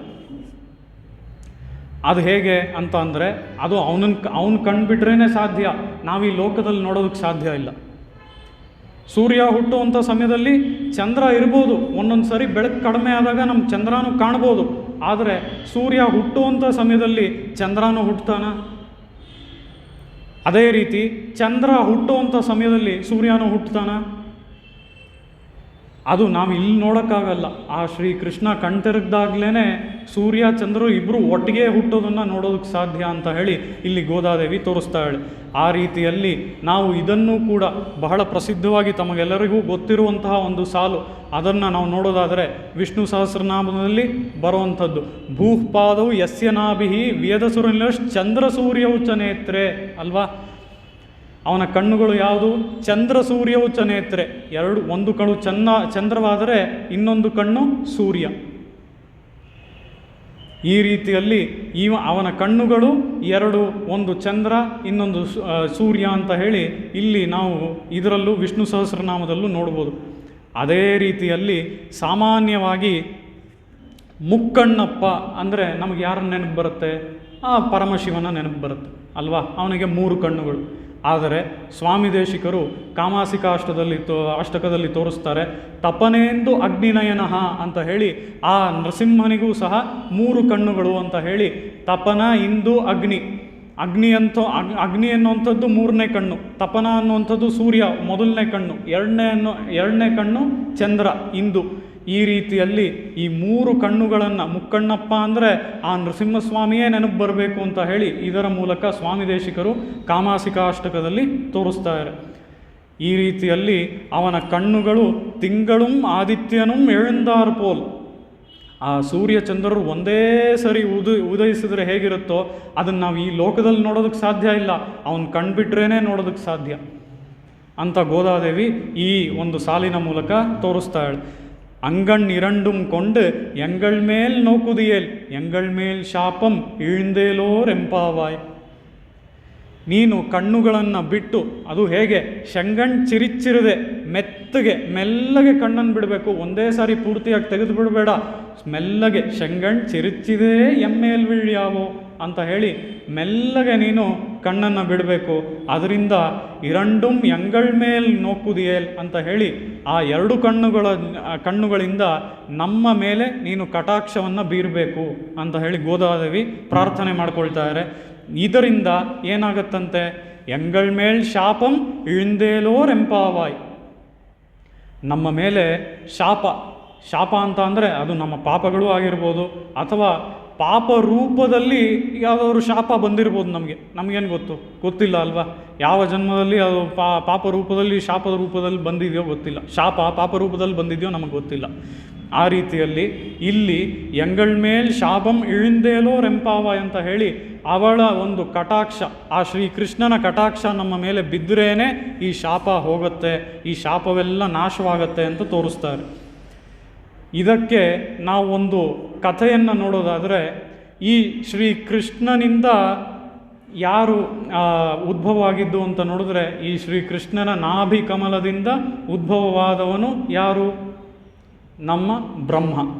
ಅದರಲ್ಲಿ ಒಂದು ಕಮಲ, ಅದರಲ್ಲಿ ಬ್ರಹ್ಮನ ಅವತಾರವಾಯಿತು ಅಲ್ವಾ. ಅದನ್ನು ಆಳಿಮழை ಕಣ್ಣ ಅನ್ನುವಂತಹ ಪಾಶುರದಲ್ಲಿ ಉರುವಂಪೋಲ್ ಮೈಕರುತ್ತು ತೋಳುಡನ್ ಪದ್ಮನಾಭನ್ ಕೈಯಿಲ್ ಅಂತ ಹೇಳಿ ಸುಂದರವಾದ ಕೈಗಳು, ಆ ಸುಂದರವಾದ ಕೈಗಳಲ್ಲಿ ಒಂದು ಕೈಯಲ್ಲಿ ಶಂಖ, ಇನ್ನೊಂದು ಕೈಯಲ್ಲಿ ಚಕ್ರ, ಈ ರೀತಿಯಾಗಿ ನೀವು ಆ ಬ್ರಹ್ಮನಿಗೆ ಅವತಾರ ಮಾಡೋದಕ್ಕೆ ಒಂದು ಅವಕಾಶ ಮಾಡಿಕೊಟ್ಟೆ ಅಂತ ಹೇಳಿ ಗೋದಾದೇವಿ ಹಾಡಿದ್ಲು ಅಲ್ವಾ. ಆ ರೀತಿಯಲ್ಲಿ ಇಲ್ಲೂ ಸಹ ಆ ಬ್ರಹ್ಮನ ಅವತಾರ ಆದಮೇಲೆ, ಈ ಕಥೆಯಲ್ಲಿ ನಾವು ನೋಡೋದಾದರೆ ಬ್ರಹ್ಮನ ಅವತಾರ ಆಗತ್ತೆ ನಾಭಿ ಕಮಲದಿಂದ. ಆ ರೀತಿಯಲ್ಲಿ ಅವನ ಅವತಾರವೆಲ್ಲ ಆಯಿತು, ಅವನಿಗೆ ವೇದಗಳ ಉಪದೇಶವೆಲ್ಲ ಆಯಿತು. ಅದಾದ ಮೇಲೆ ಆ ವೇದಗಳನ್ನು ಇಟ್ಕೊಂಡು ಬ್ರಹ್ಮ ಏನು ಮಾಡಿದ್ನಂತೆ, ಅವನಿಗೆ ಅಸೈನ್ ಡ್ಯೂಟಿ ಏನು, ಈ ಒಂದು ಲೋಕದ ಸೃಷ್ಟಿ ಕಾರ್ಯವನ್ನು ಅವನು ಆರಂಭಿಸಬೇಕು. ಅವನು ಆ ಕಾರ್ಯವನ್ನು ಆರಂಭಿಸ್ದ. ಆಗೇನಾಯಿತು, ಅವನು ಮಾನಸಿಕವಾಗಿ ಸೃಷ್ಟಿ ಮಾಡಿದ್ದು ಸರಸ್ವತಿಯನ್ನು. ಆ ರೀತಿಯಲ್ಲಿ ಮಾನಸಿಕವಾಗಿ ಆ ಸರಸ್ವತಿಯನ್ನು ಸೃಷ್ಟಿ ಮಾಡ್ದ. ಆ ಸರಸ್ವತಿಯನ್ನು ಸೃಷ್ಟಿ ಮಾಡಿದ್ದಲ್ಲದೆ ಅವನ ಬುದ್ಧಿ ನೋಡಿ ಹೇಗೆ ಹೋಯಿತು ಅಂತ. ನಾನು ನೆನ್ನೆನೇ ಹೇಳಿದೆ ಅಲ್ವಾ, ಈ ದೇವತರಿಗೆಲ್ರಿಗೂ ಕೂಡ ಒಂದು ಆಯಸ್ಸು ಅಂತ ಇರುತ್ತೆ. ಅಮರರು ಅಂತ ಕರೆದ್ರೂ ಕೂಡ ಅದು ನಮ್ಮ ಕಂಪ್ಯಾರಿಸನ್ನಲ್ಲ. ಆಯಸ್ಸು ನಾವು ಕಂಪೇರ್ ಮಾಡೋಕ್ಕಾಗಲ್ಲ ಅನ್ನೋದರಿಂದ ಅವರು ಅಮರರೇ ಹೊತ್ತು ಅವರೇನು ಶಾಶ್ವತ ಅಲ್ಲ. ಆ ರೀತಿಯಲ್ಲಿ ಈ ಬ್ರಹ್ಮನೂ ಕೂಡ ಅವನಿಗೆ ಬುದ್ಧಿ ಹೇಗೆ ಹೋಯ್ತು ನೋಡಿ. ಅವನು ಸೃಷ್ಟಿ ಮಾಡ್ದ ಸರಸ್ವತಿಯನ್ನು. ಆ ಸರಸ್ವತಿಯನ್ನು ಸೃಷ್ಟಿ ಮಾಡಿದ ಕೂಡಲೇ ಆ ಸರಸ್ವತಿಯ ಮೇಲೆ ಒಂದು ಮೋಹ ಉಂಟಾಯಿತು. ಇವನಿಗೆ ಬ್ರಹ್ಮನಿಗೆ ಒಂದು ಮೋಹ ಉಂಟಾಯಿತು. ಆ ಸರಸ್ವತಿ ಈ ಬ್ರಹ್ಮನ ಮೋಹವನ್ನು ನೋಡಿ ಅವಳು ನಾಚ್ಕೊಂಡು ದೂರ ಓಡೋದ್ಲು. ಆ ರೀತಿಯಲ್ಲಿ ಈ ಬ್ರಹ್ಮನಿಗೆ ತಕ್ಕ ಹಾಗೆ ಆ ಸರಸ್ವತಿಯು ಹಾಗೆ ನಡ್ಕೊಂಡ್ಲು. ಅವಳು ಕೂಡ ನಾಚ್ಕೊಂಡು ದೂರ ಓಡಿ ಹೋದ್ಲು. ಈ ಬ್ರಹ್ಮ ಅದಕ್ಕೇನು ಮಾಡ್ದ ಅಂದರೆ, ಸರಸ್ವತಿ ಎಲ್ಲೆಲ್ಲಿ ಹೋಗ್ತಾಳೋ ಅವಳು ಎಲ್ಲ ಕಡೆನೂ ಅವಳಿಗೊಂದು GPS ಹಾಕಿ ಒಂದು ಟ್ರ್ಯಾಕರ್ ಇಡಬೇಕು ಅಂತ ಹೇಳಿ ಅವನಿಗದು ಮಾಡೋಕ್ಕಾಗಲಿಲ್ಲ. ಅದಕ್ಕೆ ಅವನೇನು ಮಾಡ್ದ, ತಾನು ತನ್ನ ತಪಶಕ್ತಿಯಿಂದ ತಲೆಗಳನ್ನು ಬೆಳೆಸ್ಕೊಂಡ. ಅವನಿಗೆ ಆ ಸಮಯದಲ್ಲಿ ಇದ್ದಿದ್ದು ಒಂದೇ ತಲೆ ಒರಿಜಿನಲಿ. ಆ ಸರಸ್ವತಿಯನ್ನು ಅವನು ಸೃಷ್ಟಿ ಮಾಡ್ದ. ಆ ಸರಸ್ವತಿ ಎಲ್ಲ ಕಡೆ ಓಡಿದ್ಲು. ಆ ಒಂದು ನಾಚಿಕೆಯಿಂದ ಅವಳನ್ನು ಹೋಗಿ ನಾನು ಫಾಲೋ ಮಾಡಬೇಕು, ಅವಳನ್ನು ಟ್ರ್ಯಾಕ್ ಮಾಡಬೇಕು ಅಂತ ಹೇಳಿ ಅವಳು ಹೋಗೋ ದಿಕ್ಕಲ್ಲೆಲ್ಲ ನಾನು ಟ್ರ್ಯಾಕ್ ಮಾಡೋದಕ್ಕೆ ನನಗೆ ಎಲ್ಲ ಕಡೆಯೂ ತಲೆಗಳಿದ್ರೇ ಅದು ಸರಿ ಅಂತ ಹೇಳಿ ಅವನೇ ಎಲ್ಲ ದಿಕ್ಕಲ್ಲೂ ತಲೆಗಳನ್ನು ಸೃಷ್ಟಿ ಮಾಡ್ಕೊಳ್ತಾನೆ. ಆ ರೀತಿಯಲ್ಲಿ ಅವನಿಗೆ 4 ದಿಕ್ಕುಗಳಲ್ಲಿ ಒಂದೊಂದು ತಲೆ, ಅದರ ಜೊತೆಗೆ ಮೇಲೆ ನೋಡುತ್ತಿರುವಂಥ ಒಂದು ತಲೆ, 5 ತಲೆಗಳು ಅವನಿಗಿರುತ್ತೆ. ಈ ರೀತಿಯಲ್ಲಿ ಆ ಬ್ರಹ್ಮ ಆ ತಲೆಗಳನ್ನೆಲ್ಲ ಆ ಸರಸ್ವತಿಯನ್ನು ಟ್ರ್ಯಾಕ್ ಮಾಡೋದಕ್ಕಾಗಿಯೇ ಈ ತಲೆಗಳನ್ನೆಲ್ಲ ಸೃಷ್ಟಿ ಮಾಡಿಕೊಂಡ. ಹೀಗೆ ಆ ತಲೆಗಳನ್ನು ಸೃಷ್ಟಿ ಮಾಡಿಕೊಂಡು ಆ ಸರಸ್ವತಿನ ಹೋಗಿ ಹಿಡಿಯೋದು, ಈ ಪ್ರೇಮ ಆಟದಲ್ಲಿ ಅವನು ಮುಳುಗಿದ್ದ. ಇದು ಒಂದು ಸ್ವಲ್ಪ ದಿನ ಹೀಗೆ ಮುಳುಗಿದ್ರೆ ಅವನಿಗೇನಾಯಿತು ಅಂತ ಅಂದರೆ, ಅವನ ತಪಶಕ್ತಿಯಿಂದ ಇದನ್ನೆಲ್ಲ ಅವ್ನು ಮಾಡ್ಕೊಂಬಿಟ್ನಾ. ಅದಾದಮೇಲೆ ಸರಸ್ವತಿನೂ ಸೃಷ್ಟಿ ಮಾಡಿಬಿಟ್ನಾ. ಸರಿ, ನನ್ನ ತಡೆಯೋರು ಯಾರು ಅಂತ ಹೇಳಿ ಈಗ ತಾನೇ ರಾಜರು ನೋಡಿದ್ವಲ್ಲ, ಅವ್ರಿಗೆ ಯಾವ ರೀತಿ ದರ್ಪ ಇತ್ತಲ್ಲ, ಅದೇ ರೀತಿ ದರ್ಪ ಈ ಬ್ರಹ್ಮನಿಗೂ ಉಂಟಾಯಿತು. ಆ ರೀತಿಯಲ್ಲಿ ಬ್ರಹ್ಮ ಏನು ಮಾಡ್ದ, ದರ್ಪ ಉಂಟಾಯ್ತಾ, ನಾನು ಹಾಗೆ ಅನ್ನೋದು ಮಾತ್ರ ಅಲ್ಲ, ಎದುರುಗಡೆ ಇರೋರನ್ನು ಒಪ್ಕೊಳ್ಳಲ್ಲ, ಅವರನ್ನು ಕೂಡ ತಿರಸ್ಕಾರ ಮಾಡುವಂಥ ಒಂದು ಮನೋಭಾವ ಬಂದ್ಬಿಡುತ್ತೆ ಆ ದರ್ಪ ಬಂದರೆ. ಆ ರೀತಿಯಲ್ಲಿ ದೇವತೆಯರಿಗೆಲ್ಲ ಅವನು ತೊಂದರೆ ಕೊಡೋಕ್ಕೆ ಶುರು ಮಾಡ್ದ. ಬ್ರಹ್ಮ ಒಬ್ಬ ನಾಯಕನಾಗಿ ಆ ದೇವತೆಯರನ್ನೆಲ್ಲ ಮುನ್ನಡೆಸಬೇಕಾಗಿರೋನು ಆ ದೇವತೆಯರಿಗೆ ಹೋಗಿ ತೊಂದರೆ ಕೊಡೋಕೆ ಶುರು ಮಾಡ್ದ. ಹೀಗೆ ಆ ದೇವತೆಯರನ್ನೆಲ್ಲ ತೊಂದರೆ ಕೊಡೋದಕ್ಕೆ ಶುರು ಮಾಡಿದ್ನ. ಆಗ ಇಂದ್ರಾದಿ ದೇವತೆಗಳು ಪ್ಲ್ಯಾನ್ ಮಾಡ್ತಾರೆ, ಇವು ಏನು ಮಾಡೋದು, ಇವನು ಕಾಟ ತಡೆಯೋಕ್ಕಾಗ್ತಾಯಿಲ್ಲ, ಹೇಗಾದರೂ ಮಾಡಿ ಇವನಿಂದ ತಪ್ಪಿಸ್ಕೋಬೇಕು ಅಂತ ಅವರು ಪ್ಲ್ಯಾನ್ ಮಾಡಿ ಏನು ಮಾಡ್ತಾರೆ ಅಂದರೆ ಪರಮಶಿವನ ಬಳಿ ಹೋಗಿ ಈ ಕಂಪ್ಲೇಂಟ್ ಕೊಡ್ತಾರೆ. ಈ ರೀತಿಯಾಗಿ ಆ ಬ್ರಹ್ಮ ಅವನ ಒಂದು ಕಾಟ ತಡೆಯೋಕ್ಕೆ ಆಗ್ತಾಯಿಲ್ಲ, ಅವನಿಗೆ ಆ ತಪಶಕ್ತಿ ಇರೋವಂಥ ಒಂದು ದರ್ಪ, ನಮ್ಮನ್ನೆಲ್ಲ ಅವನು ತುಂಬ ಗೋಳೊಯ್ಕೊಳ್ತಾ ಇದ್ದಾನೆ ಅಂತ ಹೇಳಿ ಆ ಬ್ರಹ್ಮ ಇವ್ರಿಗೆಲ್ಲ ಏನು ಮಾಡ್ತಾ ಇದ್ದಾನೆ ಅದನ್ನೆಲ್ಲ ಹೋಗಿ ಪರಮಶಿವನ ಬಳಿ ಹೇಳಿದ್ರು. ಆ ಪರಮಶಿವನು ಏನು ಮಾಡ್ದ, ಇದನ್ನೆಲ್ಲ ಕೇಳಿಸ್ಕೊಂಡು ಅಂತಂದರೆ ಸುಮ್ಮನೆ ಹೀಗೆ ತಲೆ ಅಲ್ಲಾಡಿಸ್ದ ಅಷ್ಟೇ, ಬೇರೆ ಏನೂ ಉತ್ತರವನ್ನು ಕೊಡಲಿಲ್ಲ. ಈ ರೀತಿಯಲ್ಲಿ ಆ ಪರಮಶಿವನು ಏನು ಉತ್ತರವನ್ನು ಕೊಡಲಿಲ್ಲ. ಇವ್ರಿಗೂ ನಂಬಿಕೆ ಬರಲಿಲ್ಲ ದೇವತೆಯರಿಗೆ. ನಾವು ಹೋಗಿ ಆ ಪರಮಶಿವನ್ನೇನೋ ಬೇಡ್ಕೊಂಡ್ವಿ, ಆ ಶಿವ ಸುಮ್ಮನೆ ತಲೆ ಅಲ್ಲಾಡಿಸೋದನ್ನೇ ಹೊತ್ತು ಆ ಶಿವ ನಮಗೇನಾದರೂ ಅನುಗ್ರಹ ಮಾಡ್ತಾನಾ ಈ ಬ್ರಹ್ಮನಿಂದ ನಮ್ಮನ್ನು ಕಾಪಾಡೋದಕ್ಕೆ ಅಂತ ನಮಗೇನೋ ನಂಬಿಕೆ ಬರ್ತಾ ಇಲ್ಲ. ಯಾಕಂದರೆ ಅವನು ಏನೂ ಒಂದು ಉತ್ತರವನ್ನು ಕೊಡಲಿಲ್ಲ. ಅದಕ್ಕೆ ಆ ದೇವತೆಯರು ಏನು ಮಾಡ್ತಾರೆ ಆಮೇಲೆ ಅಂತ ಅಂದರೆ ಮತ್ತೊಂದು ಐಡಿಯಾ ಮಾಡ್ತಾರೆ. ಅದೇನು ಅಂದರೆ ಈ ಬ್ರಹ್ಮನನ್ನು ಹೇಗಾದರೂ ಮಾಡಿ ಆ ಶಿವನ ಬಳಿ ಕಳಿಸ್ಬೋಣ. ಯಾಕೆ ಅಂತ ನೋಡಿದ್ರೆ ಈ ದೇವತೆಯರನ್ನೆಲ್ಲ ಇಲ್ಲಿ ಇವನು ಗೋಳಕೊಳ್ತಾ ಇದ್ನಲ್ಲ ಈ ಬ್ರಹ್ಮ, ಆಗ ಈ ಶಿವನನ್ನು ಸೇರಿ ಅವನು ಟಾರ್ಚರ್ ಕೊಟ್ಟಿದ್ದಾನೆ. ಆ ರೀತಿಯಲ್ಲಿ ಆ ಶಿವನಿಗೂ ಸಹ ಆ ಬ್ರಹ್ಮನ ಮೇಲೆ ಕೋಪ ಇತ್ತು. ಯಾಕೆ ಅಂದರೆ ಬ್ರಹ್ಮ ಈ ಶಿವನನ್ನು ಸಹ ಟಾರ್ಚರ್ ಮಾಡಿದ್ದ. ಆ ರೀತಿಯಲ್ಲಿ ಈ ಶಿವನೂ ಸಹ ಅವನಿಗೂ ಕೋಪ ಇರುತ್ತೆ. ಇವ್ರು ಐಡಿಯಾ ಮಾಡೋದೇನು ಅಂದರೆ ಆ ಬ್ರಹ್ಮನನ್ನು ಹೇಗಾದರೂ ಮಾಡಿ ಶಿವನ ಬಳಿ ಕಳಿಸೋಣ ಅಂತ ಹೇಳಿ ಆ ಶಿವ ಹೀಗೆ ಕರೆದ, ನಿನ್ನನ್ನು ಏನೋ ಪೂಜೆ ಮಾಡಬೇಕಂತೆ, ಹಾಗೆ ಹೀಗೆ ಏನೇನೋ ಹೇಳಿ ಕಳಿಸ್ಬಿಡ್ತಾರೆ. ಹೀಗೆ ಕಳಿಸ್ದಾಗ ಏನಾಯಿತು, ಬ್ರಹ್ಮ ಆ ಕೈಲಾಸ ಪರ್ವತಕ್ಕೆ ಶಿವ ಇರುವಂತಹ ಸ್ಥಳಕ್ಕೆ ಹೋಗ್ತಾನೆ. ಆಗ ಅಲ್ಲಿ ಪಾರ್ವತಿ ದೇವಿ ಮಾತ್ರನೇ ಇರ್ತಾಳೆ, ಶಿವ ಎಲ್ಲೋ ಹೊರಗೆ ಹೋಗಿರ್ತಾನೆ. ಅಂಥ ಸಮಯದಲ್ಲಿ ಆ ಪಾರ್ವತಿ ದೇವಿ ಆ ಶಿವ ದಿನದ ಒಂದು ಟೂರ್, ದಿನ ಹೋಗಿ ಲೋಕದಲ್ಲೆಲ್ಲರೂ ಹೇಗಿದ್ದಾರೆ ಏನು ಅನ್ನೋಂಥದ್ದನ್ನ ಒಂದು ಟೂರ್ ಮಾಡ್ಕೊಂಡು ಬರ್ತಾನಂತೆ. ಆ ರೀತಿಯಲ್ಲಿ ಟೂರ್ ಮಾಡಿಕೊಂಡು ಬರುವಂಥ ಅವನ ಕೆಲಸಕ್ಕೆ ಹೋಗಿದ್ದ. ಆ ಸಮಯದಲ್ಲಿ ಬ್ರಹ್ಮ ಬಂದಿದ್ದು ಅಂತ ಕೂಡ ನೋಡಲಿಲ್ಲ ಪಾರ್ವತಿ ದೇವಿ. ಪರಮಶಿವನೇ ನಮ್ಮ ಯಜಮಾನರೇ ಬಂದಿರಬೇಕು ಅಂತ ಹೇಳಿ ಆ ಪಾರ್ವತಿ ದೇವಿ ಆ ಬೇಕಾಗಿರುವಂಥ ಬಂದ ಕೂಡಲೇ ಏನೇನು ಉಪಚಾರ ಮಾಡಬೇಕು ಅದನ್ನೆಲ್ಲ ಆ ಅರ್ಘ್ಯ ಪಾದ್ಯಗಳು ಕಾಲನ್ನು ತೊಳೆಯೋ ಅದನ್ನೆಲ್ಲ ಹೋಗಿ ಆ ಬ್ರಹ್ಮನಿಗೆ ತಲೆ ಕೂಡ ಎತ್ತದೆ ಆ ಪಾರ್ವತಿ ದೇವಿ ಮಾಡಿದ್ಲು. ಆ ರೀತಿಯಲ್ಲಿ ಈ ಸೇವೆಯನ್ನೆಲ್ಲ ಮಾಡಿ ಮುಗಿಸ್ತಾಳೆ. ಆ ಸಮಯಕ್ಕೆ ಸರಿಯಾಗಿ ಅಲ್ಲಿ ಪರಮಶಿವ ಬರ್ತಾನೆ. ಆಗ ಪರಮಶಿವನಿಗೆ ಈ ಪಾರ್ವತಿ ದೇವಿಯನ್ನು ನೋಡಿ ಕೋಪ ಬರುತ್ತೆ. ಇದೇನಿದು, ನನಗೆ ಮಾಡಬೇಕಾಗಿರೋ ಸೇವೆನೆಲ್ಲ ಬ್ರಹ್ಮನಿಗೆ ಮಾಡ್ತಾ ಇದೆಯಾ ಅಂತ ಹೇಳಿ ಪರಮಶಿವ ಕೋಪಿಸ್ಕೊಳ್ತಾನೆ. ಅಷ್ಟರೊಳಗೆ ಈ ಕೋಪವನ್ನು ನೋಡಿನೇ ಹೆದರಿ ಆ ಪಾರ್ವತಿ ದೇವಿ ಒಳಗೊಟ್ಟೋಗ್ತಾಳೆ. ಅದಾದ ಮೇಲೆ ಈ ಬ್ರಹ್ಮನನ್ನು ನೋಡ್ತಾನೆ. ಈ ಬ್ರಹ್ಮನನ್ನು ನೋಡಿಬಿಟ್ಟು ಪರಮಶಿವ ಕೇಳ್ತಾನೆ, ಈ ರೀತಿ ಪಾರ್ವತಿ ದೇವಿ ನಿನ್ನ ಪಾದ ಪೂಜೆಗಳನ್ನು ಮಾಡ್ತಾ ಇಳೆ, ಅದು ನಾನು ಅಂತ ಅಂದ್ಕೊಂಡು ಹೀಗೆಲ್ಲ ನಿನಗೆ ಗೊತ್ತಿದ್ರೂ ಸಹ ಇದನ್ನು ಹೀಗೆ ನೀನು ನಿಂತ್ಕೊಂಡು ಮಾಡಿಸ್ಕೊಳ್ತಾ ಇದೆಯಲ್ಲ, ನಿಂಗೆ ಎಷ್ಟು ದರ್ಪ ಇರಬೇಡ ಅಂತ ಹೇಳಿ ಈ ರೀತಿಯಾಗಿ ತುಂಬ ಮಾತುಗಳನ್ನೆಲ್ಲ ಪರಮಶಿವ ಆಡ್ತಾನೆ. ಅದೆಲ್ಲ ಆಡಿದ ಮೇಲೆ ಅವನಿಗೆ ಕೋಪ ಇರುತ್ತಾನೆ. ಯಾಕೆ ಅಂತ ಅಂದರೆ ಅವಳು ಇವನ ಕಾಲನ್ನು ತೊಳೆದ್ಲು ಪರಮಶಿವ ಅಂತ ಅಂದ್ಕೊಂಡು. ಇದನ್ನೆಲ್ಲ ಮಾಡೋದ್ರಿಂದ ಕೋಪ ಇತ್ತು ಆ ಪರಮಶಿವನಿಗೆ. ಆ ಕೋಪದಿಂದ ಏನು ಮಾಡ್ದ, 5ನೇ ತಲೆ ಮೇಲೆ ಒಂದು ಇತ್ತಲ್ಲ, ಆ 5ನೇ ತಲೆಯನ್ನು ಹಾಗೇ ತೆಗೆದ. ಆ ರೀತಿಯಲ್ಲಿ ಆ 5ನೇ ತಲೆಯಾದದ್ದು ಅವನು ತೆಗೆಯೋದೇನೋ ತೆಗೆದ. ಆಮೇಲೆ ಏನಾಯಿತು ಅಂದರೆ ಅಲ್ಲಿ ಅವನಿಗೆ ಒಂದು ಬ್ರಹ್ಮಹತ್ಯೆ ದೋಷ ಉಂಟಾಯಿತು ಅಲ್ವಾ.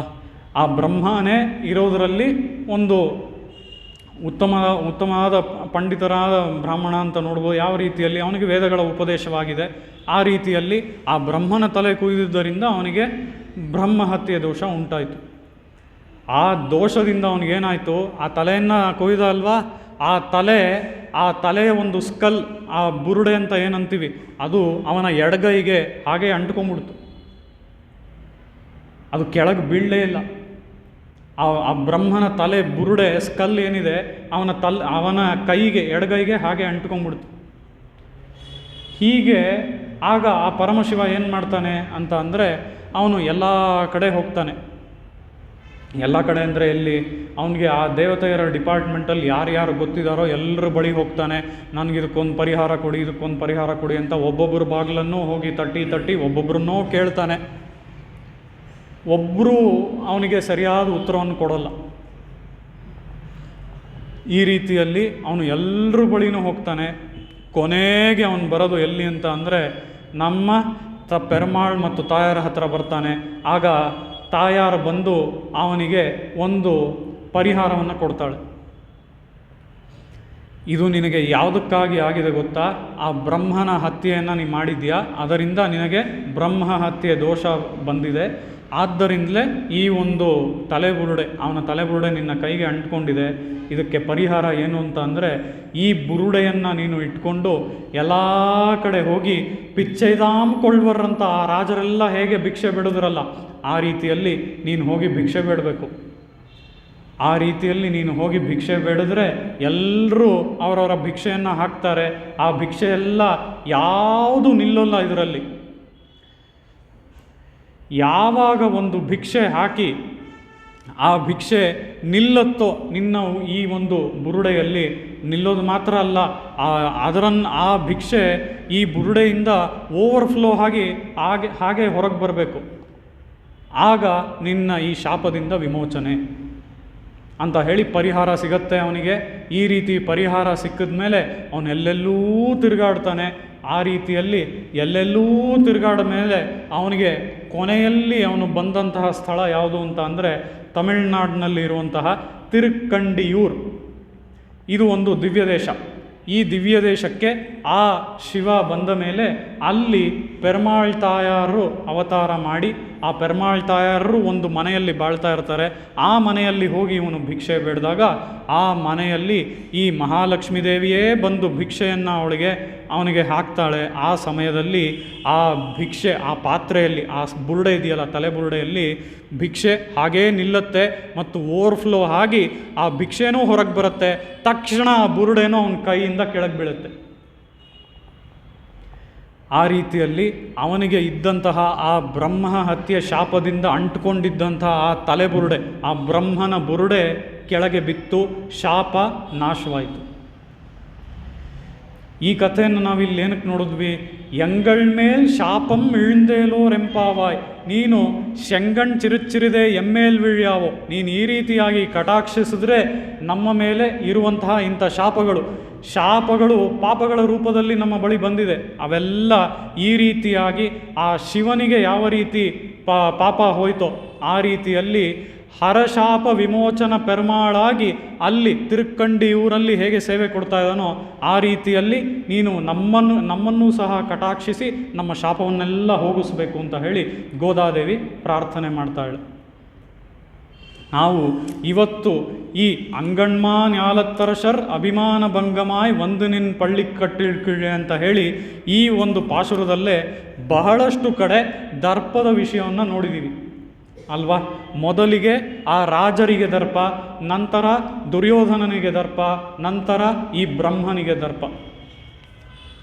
ಆ ರೀತಿಯಲ್ಲಿ ಈ ಪಾಶುರದಲ್ಲೇ ನಾವು ಆ ದರ್ಪವನ್ನು ಹೇಗೆ ಬಿಡಬೇಕು, ಮಾರ್ಕಳಿ, ಆ ದರ್ಪವನ್ನು ಬಿಟ್ರೇನೆ ಅವನನ್ನು ನಾವು ಹಾಡೋದಕ್ಕೆ ಸಾಧ್ಯ ಅಂತ ಹೇಳಿ ಗೋದಾದೇವಿ ತೋರಿಸ್ತಾಳೆ.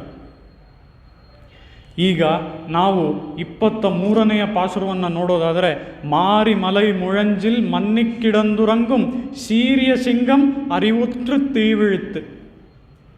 ನಾನೀಗ ನಿಮ್ಗೆ ಮೊದಲೇ ಹೇಳಿದ ಹಾಗೆ 16ರಿಂದ 22 ಈ 7 ಪಾಶುರಗಳಲ್ಲಿ ಗೋದಾದೇವಿ ಹಂತ ಹಂತವಾಗಿ ಒಬ್ಬೊಬ್ಬರನ್ನಾಗಿ ಎಬ್ಬಿಸ್ಕೊಂಡು ಹೋಗ್ತಾಳೆ. ಅದರಲ್ಲಿ ಈಗ ಕೊನೆಯಲ್ಲಿ 21 ಮತ್ತು 22ನೆಯ ಪಾಶುರದ ಮೂಲಕ ಎಬ್ಬಿಸ್ತಾ ಇರೋದು ಶ್ರೀಕೃಷ್ಣನನ್ನು. ಆ ರೀತಿಯಲ್ಲಿ ಈ 21 ಮತ್ತು 22ನೆಯ ಪಾಶುರದಲ್ಲಿ ಶ್ರೀಕೃಷ್ಣನನ್ನು ಎಬ್ಸೋದಕ್ಕೆ ಪ್ರಯತ್ನ ಪಡ್ತಾಳೆ. ಆ ಶ್ರೀಕೃಷ್ಣ ಯಜ್ಞ ಇಲ್ವಾ ಅನ್ನುವಂಥದ್ದು ಈ 23ನೇ ಪಾಶುರದಲ್ಲಿ ನಮಗೆ ತಿಳಿಯುತ್ತೆ. ಮಾರಿ ಮಲೈ ಮುழஞ்சில் மன்னிக்கிடந்துறங்கும் ಅಂದರೆ ಏನು? ಇಲ್ಲಿ ಮತ್ತೊಂದು ಒಂದು ಏನಂತಾರೆ ಪ್ರಕೃತಿಯಲ್ಲಿ ನಡೆಯುವಂತಹ ಒಂದು ಕ್ರಿಯೆ, ಅದನ್ನು ತುಂಬ ಚೆನ್ನಾಗಿ ಗೋದಾದೇವಿ ವರ್ಣನೆ ಮಾಡ್ತಾಳೆ. ಈಗಾಗಲೇ ನಾವು ಪ್ರಕೃತಿಯ ಕ್ರಿಯೆಗಳನ್ನು ಗೋದಾದೇವಿ ವರ್ಣನೆ ಮಾಡಿರೋದನ್ನ 7, 8ನೇ ಪಾಸುರದಲ್ಲೆಲ್ಲ ನೋಡಿದ್ದೀವಿ ಅಲ್ವಾ. ಕೀಶು ಕೀಶಂಡ್ರೆಂಗುಂ ಆನೈಚ್ಚಾತಂ ಕಿಳ್ವಾನಂ ವೆಳ್ಳೆಂಡ್ರೆರುಮೈ ಅಂತ ಹೇಳಿ ನೋಡಿದ್ದೀವಿ. ಈಗ ಆ ಪ್ರಕೃತಿಯಲ್ಲಿ ನಡೆಯುವಂತಹ ಮತ್ತೊಂದು ಉತ್ತಮವಾದ ಒಂದು ಕ್ರಿಯೆಯನ್ನು ಇಲ್ಲಿ ವರ್ಣನೆ ಮಾಡ್ತಾಳೆ. ಅದು ಏನು ಅಂದರೆ ಮಾರಿ ಮಲೈ ಮುಳೆಂಜಿಲ್ ಮನ್ನಿಕ್ಕಿಡಂದುರಂಗುಂ. ಈ ಸುಗ್ರೀವ ಹೇಗೆ ಮಳೆಗಾಲದಲ್ಲಿ ಹೋಗಿ ಬ್ರೇಕ್ ತಗೊಂಡಿದ್ನೋ ತನ್ನ ಗುಹೆ ಒಳಗೆ, ಆ ರೀತಿಯಲ್ಲಿ ಈ ಸಿಂಹಗಳು ಸಹ ತಮ್ಮ ಆ ಒಂದು ಮಳೆಗಾಲದಲ್ಲಿ ಹೊರಗೆ ಬರೋದಿಲ್ವಂತೆ. ಅವುಗಳು ಮಲೈ ಅಂತ ಅಂದರೆ ಆ ಒಂದು ಬೆಟ್ಟಗಳಲ್ಲಿ ಇರುವಂತಹ ಅದರ ಒಂದು ಗುಹೆ, ತುಂಬ ಅಂಧಕಾರ ತುಂಬಿರುತ್ತಲ್ವ, ಅಂಥ ಒಂದು ಅಂಧಕಾರದಲ್ಲಿ ಇರುವಂತಹ ಗುಹೆಯಲ್ಲಿ ಹೋಗಿ ಆ ಸಿಂಹಗಳು ತಂಗತ್ವಂತೆ. ಎಷ್ಟು ದಿನಗಳ ಕಾಲ, ದಿನಗಳಲ್ಲ ತಿಂಗಳುಗಟ್ಟಲೆ, ಈ ಮಳೆಗಾಲ ಮುಗಿಯೋವರೆಗೂ ಅವುಗಳಲ್ಲೇ ಇರುತ್ತವಂತೆ. ಆ ರೀತಿಯಲ್ಲಿ ಅವುಗಳಿಗೆ ಆ ಮಳೆಗಾಲ ಪೂರ್ತಿ ಆ ರೀತಿ ಅಲ್ಲೇ ಸಸ್ಟೈನ್ ಆಗೋದಕ್ಕೆ ಅವುಗಳಿಗೆ ಶಕ್ತಿ ಇದೆ ಅಂತ ಹೇಳಿ ಇಲ್ಲಿ ಗೋದಾದೇವಿ ತೋರಿಸ್ತಾಳೆ. ಅಂದರೆ ನಮಗೆ ಈ ಗೋದಾದೇವಿಗೆ ಇರುವಂತಹ ಪ್ರಕೃತಿಯ ಜ್ಞಾನವಾಗಲಿ ಈ ಪ್ರಾಣಿಗಳ ಜ್ಞಾನವಾಗಲಿ ಎಷ್ಟರ ಮಟ್ಟಿಗಿತ್ತು ಅನ್ನೋದು ನಮಗೆ ಇದರಿಂದ ಗೊತ್ತಾಗತ್ತೆ ಅಲ್ವಾ. ಮಾರಿ ಮಲೈ ಮುಳೆಂಜಿಲ್ ಮನ್ನಿಕ್ಕಿಡಂದುರಂಗುಂ ಅಂತ ಅಂದರೆ ಹಾಗೇ ತನ್ನ ಕಾಲುಗಳನ್ನೆಲ್ಲ ಚೆನ್ನಾಗಿ ಮಡಿಸ್ಕೊಂಡು ಹಾಗೇ ಮಲಗಿದೆಯಂತೆ ಆ ಗುಹೆಯೊಳಗೆ ಆ ಸಿಂಹ. ಈ ರೀತಿಯಲ್ಲಿ ಮಲಗಿರುವಂತಹ ಆ ಸಿಂಹ ಶೀರಿಯ ಸಿಂಗಂ ಅರಿವುಟ್ರು ತೀವಿಳಿತ್ತು. ಆ ಸಿಂಹ ಮಲಗಿದೆ, ಅದಕ್ಕಾಗಿ ಅದು ಏನೋ ಒಂದು ನಮ್ಮ ಮನೆ ಮುಂದೆ ಹೋಗುವಂಥ ಒಂದು ಪ್ರಾಣಿ ಅಂತ ಅಂದ್ಕೊಂಡ್ಬಿಡಬೇಡಿ. ಅದು ಮಲಗಿರೋದ್ರಿಂದ ಅದು ಶೀರಿಯ ಸಿಂಗಂ, ಯಾವತ್ತಿದ್ರೂ ಅದು ಸಿಂಹನೇ, ಮಲಗಿದೆ ಅಷ್ಟೇ ಇವಾಗ. ಆದರೆ ಅದು ಏನು ಮಾಡ್ತಾ ಇದೆ, ಅರಿವುಟ್ರು ತೀವಿಳಿತ್ತು, ಅದು ಈಗ ತನ್ನ ಕಣ್ಣನ್ನು ಬಿಡ್ತಾ ಇದೆ ಅಂತ ಹೇಳಿ ಗೋದಾದೇವಿ ಇಲ್ಲಿ ಆ ಸಿಂಹ ಆ ಮಳೆಗಾಲದಲ್ಲಿ ಆ ಮಲೆಯ ಒಂದು ಗುಹೆಯಲ್ಲಿ ಇದ್ದಾಗ ಅದು ಕಣ್ಣು ಬಿಡಬೇಕಾದ್ರೆ ಯಾವ ರೀತಿ ಕಣ್ಣು ಬಿಡುತ್ತೆ ನಿಧಾನಕ್ಕೆ ಅಂತ ಹೇಳಿ ಶೆಂಗಣ್ ಸಿರಿಚ್ಚಿರಿದೆ ಎಮ್ಮೇಲ್ ವೀಳ್ಯಾವೋ, ಸ್ವಲ್ಪವಾಗಿ ಕಣ್ಣುಗಳನ್ನು ಬಿಡು ಅಂತ ಹೇಗೆ ಕೇಳಿದ್ಲೋ ಅದೇ ರೀತಿಯಲ್ಲಿ ಇಲ್ಲೂ ಸಹ ಆ ಸಿಂಹ ಕಣ್ಣು ಬಿಡ್ತಾ ಇದೆ ಅಂತ ಹೇಳಿ ಗೋದಾದೇವಿ ತೋರಿಸ್ತಾಳೆ. ಮಾರಿ ಮಲೈ ಮುಳೆಂಜಿಲ್ ಮನ್ನಿಕ್ಕಿಡಂದುರಂಗುಂ. ಇಲ್ಲಿ ಮುಳೆಂಜಿಲ್ ಅಂತ ಅನ್ನುವಂಥದ್ದು ಸಾಮಾನ್ಯವಾಗಿ ಇದು ಸ್ವಲ್ಪ ಮಲಯಾಳಂ ಆ್ಯಕ್ಸೆಂಟ್. ಇಲ್ಲಿ ಇದರಿಂದ ನಮಗೇನು ಗೊತ್ತಾಗತ್ತೆ ಅಂತ ಅಂದರೆ ಆ ಗೋದಾದೇವಿಗೆ ಆ ಮದುರೈನ ಬಳಿ ಶ್ರೀವಿಲ್ಲಿಪುತ್ತೂರಿನಲ್ಲಿ ಅವತ್ತು ಇದ್ದರೂ ಸಹ ಆ ಒಂದು ಮಲಯಾಳಂನ ಇನ್ಫ್ಲೂಯೆನ್ಸ್ ಇತ್ತು ಅನ್ನೋದು ಗೊತ್ತಾಗುತ್ತೆ. ಮುಳೆಂಜಿಲ್ ಅಂದರೆ ಅದು ಮಲಯಾಳಂ ಆ್ಯಕ್ಸೆಂಟ್, ಅದನ್ನು ಇಲ್ಲಿ ಗೋದಾದೇವಿ ತೋರಿಸ್ತಾಳೆ. ಮಾರಿ ಮಲೈ ಮುಳೆಂಜಿಲ್ ಮನ್ನಿಕ್ಕಿಡಂದುರಂಗುಂ ಶೀರಿಯ ಸಿಂಗಂ ಅರಿವುಟ್ರು ತೀವಿಳಿತ್ತು. ಅದು ನಿಧಾನವಾಗಿ ಕಣ್ಣನ್ನು ತೆಗಿತಾ ಇದೆ ಆ ಸಿಂಹ. ಈ ರೀತಿಯಲ್ಲಿ ಆ ಸಿಂಹ ನಿಧಾನವಾಗಿ ಕಣ್ಣನ್ನು ತೆಗಿತಾ ಇದೆ. ಅದಾದ ಮೇಲೆ ಆ ಸಿಂಹ ಏನು ಮಾಡುತ್ತೆ ಅಂದರೆ ಆ ಗುಹೆಯಲ್ಲಿ ವೇರಿ ಮೈರ್ ಪೊಂಗ ಎಪ್ಪಾಡುಂ ಪೇರ್ಂದುದರಿ ಅಂತ ಹೇಳಿ 3 ನಿಮಿರ್ந்து ಮುಳಂಗಿ ಪುರಪಟ್ಟು. ಇದು ಒಂದೊಂದೇ ಕ್ರಿಯೆಗಳನ್ನು ಆ ಸಿಂಹ ಹೇಳುವಂತಹ ಕ್ರಿಯೆಗಳನ್ನು ಡೀಟೇಲಾಗಿ ಎಕ್ಸ್ಪ್ಲೇನ್ ಮಾಡ್ತಾಳೆ ಗೋದಾದೇವಿ. ವೇರಿ ಮೈರ್ ಪೊಂಗ ಎಪ್ಪಾಡುಂ ಪೇರಂದೂರಿ ಅಂದರೆ ಅದಕ್ಕೆಲ್ಲ ಕೂದಲುಗಳು ಇರುತ್ತಲ್ವ, ಸುತೂರ ತನ್ನ ತಲೆಯ ಸುತೂರ ಕೂದಲುಗಳು ಇರುತ್ತವೆ ಆ ಸಿಂಹಕ್ಕೆ. ಆ ಕೂದಲುಗಳನ್ನೆಲ್ಲ ಹೀಗೆ ಕೆಡುಕೊಳ್ಳುತ್ತಂತೆ. ಒಂದು ಸರಿ ಕಣ್ಣನ್ನು ನಿಧಾನಕ್ಕೆ ಬಿಡುತ್ತೆ. ಕಣ್ಣನ್ನು ನಿಧಾನಕ್ಕೆ ಬಿಟ್ಟ ಮೇಲೆ ಹೀಗೆ ಆ ಕೂದಲುಗಳನ್ನೆಲ್ಲ ಕೆದುಕೊಳ್ಳುತ್ತೆ ಒಂದು ಸರಿ ಅಂತ ಹೇಳಿ ಇಲ್ಲಿ ಗೋದಾದೇವಿ ಹೇಳ್ತಾಳೆ.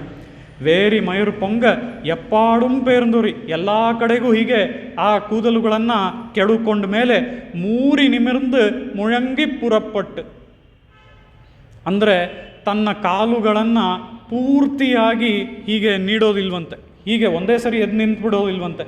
ತನ್ನ ಕಾಲುಗಳನ್ನು ನಿಧಾನವಾಗಿ ಹೀಗೆ ಮಡಿಸ್ಕೊಂಡಿರುವಂಥ ಕಾಲುಗಳು ಸ್ವಲ್ಪವಾಗಿ ಈ ರೀತಿಯಲ್ಲಿ ಹೀಗೆ ಈಗ ನಮ್ಮ ಕಾಲುಗಳಲ್ಲೂ ಹೇಗೆ ನಾವು ಮೊಣಕಾಲು ನೋಡ್ತೀವಲ್ವ, ಆ ಮೊಣಕಾಲು ಮಡಿಸ್ಕೊಂಡಿರುವಂಥ ರೀತಿಯಲ್ಲಿ ಮೊದಲು ಆ ಒಂದು ಮಟ್ಟಕ್ಕೆ ಎದ್ದು ನಿಲ್ಲತ್ತಂತೆ.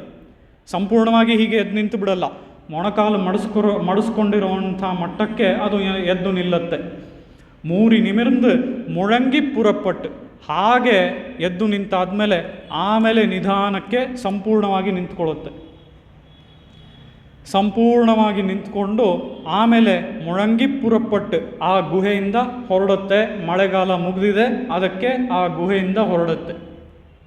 ಈ ರೀತಿಯಲ್ಲಿ ಆ ಸಿಂಹ ಒಂದು ಗುಹೆ ಒಳಗಿದ್ರೆ ಆ ಮಳೆಗಾಲವನ್ನು ಮುಗಿಸ್ಕೊಂಡು ಅದು ಹೇಗೆ ಹೊರಗೆ ಬರುತ್ತೆ ಅನ್ನೋದನ್ನು ಇಷ್ಟು ವಿವರವಾಗಿ ಒಂದೊಂದು ಚಿಕ್ಕ ಚಿಕ್ಕ ಅಂಶಗಳನ್ನು ತೋರಿಸಿ ಗೋದಾದೇವಿ ಇಲ್ಲಿ ವರ್ಣನೆ ಮಾಡಿದ್ದಾಳೆ. ಆ ರೀತಿಯಲ್ಲಿ ಇಲ್ಲಿ ಸಿಂಹ ಯಾರು ಅಂತ ಅಂದರೆ ಆ ಶ್ರೀಕೃಷ್ಣ. ನಾನೇನು ಹೇಳಿದೆ, 22ನೇ ಪಾಸುರದವರೆಗೂ ಗೋದಾದೇವಿ ಎಬ್ಬಿಸ್ತಾ ಇದ್ದಾಳೆ ಶ್ರೀಕೃಷ್ಣನನ್ನು. ಆ ಶ್ರೀಕೃಷ್ಣ ಎದ್ದನೋ ಇಲ್ವೋ ನಮಗಿನ್ನೂ ಗೊತ್ತಿಲ್ಲ, ಅದು ಈ ಪಾಸುರದಲ್ಲಿ ಗೊತ್ತಾಗತ್ತೆ ಅಂದೆ. ಆ ರೀತಿಯಲ್ಲಿ ಅರಿವುಟ್ರು ತೀವಿಳಿತು ಅಂದರೆ ಕಣ್ಣುಗಳನ್ನು ಬಿಡ್ತು ಸಿಂಹ ಅಂದರೆ ಶ್ರೀಕೃಷ್ಣ ತನ್ನ ಕಣ್ಣುಗಳನ್ನು ಬಿಟ್ಟ ಅಂತ ಹೇಳಿ ಇಲ್ಲಿ ಉತ್ತರ ಕೊಡ್ತಾ ಇದ್ದಾಳೆ ಗೋದಾದೇವಿ. ಆ ರೀತಿಯಲ್ಲಿ ಈ ಸಿಂಹ ಏಳ್ತು, ಆ ಗುಹೆಯಿಂದ ಹೊರಗೆ ಬರ್ತಾ ಇದೆ. ಇದನ್ನೆಲ್ಲ ಇಷ್ಟು ಚಿಕ್ಕ ಚಿಕ್ಕ ಡೀಟೇಲ್ಸನ್ನು ಕೊಟ್ಟು ಗೋದಾದೇವಿ ವರ್ಣನೆ ಮಾಡ್ತಾ ಇದ್ದಾಳೆ. ಇದೇ ರೀತಿಯಲ್ಲಿ ಸಿಂಹನಂತೆ ಆ ಶ್ರೀಕೃಷ್ಣ ಅಲ್ಲ, ಆ ಶ್ರೀಮನ್ನಾರಾಯಣನೇ ಮತ್ತೊಂದು ಸಮಯ ಇನ್ನೊಂದು ಅವತಾರದಲ್ಲಿ ಯಾವಾಗ ಹೊರಗೆ ಬಂದ ಅಂತ ನೋಡಿದ್ರೆ, ಪರ್ವತಾದಿವ ನಿಷ್ಕ್ರಮ್ಯ ಸಿಂಹೋ ಗಿರಿಗುಹಾಶಯ ಲಕ್ಷ್ಮಣಂ ದ್ವಾರಿಸೋ ಪಶ್ಯತ್ ಪ್ರಾಹ್ವಂಜಲಿ ಪುಟಂ ಸ್ಥಿತಿಂ ಅಂತ ಹೇಳಿ ಇಲ್ಲಿ ರಾಮಾಯಣದಲ್ಲಿ ಆ ಲಕ್ಷ್ಮಣ ಕಾಯ್ತಾ ಇರ್ತಾನಂತೆ. ಯಾವಾಗ ಅಂತ ಅಂದರೆ ಇನ್ನೇನು ಕಾಡಿಗೆ ಹೋಗಬೇಕು ಅನ್ನುವಂಥ ವಿಷಯ ಎಲ್ಲ ಗೊತ್ತಾಗುತ್ತೆ.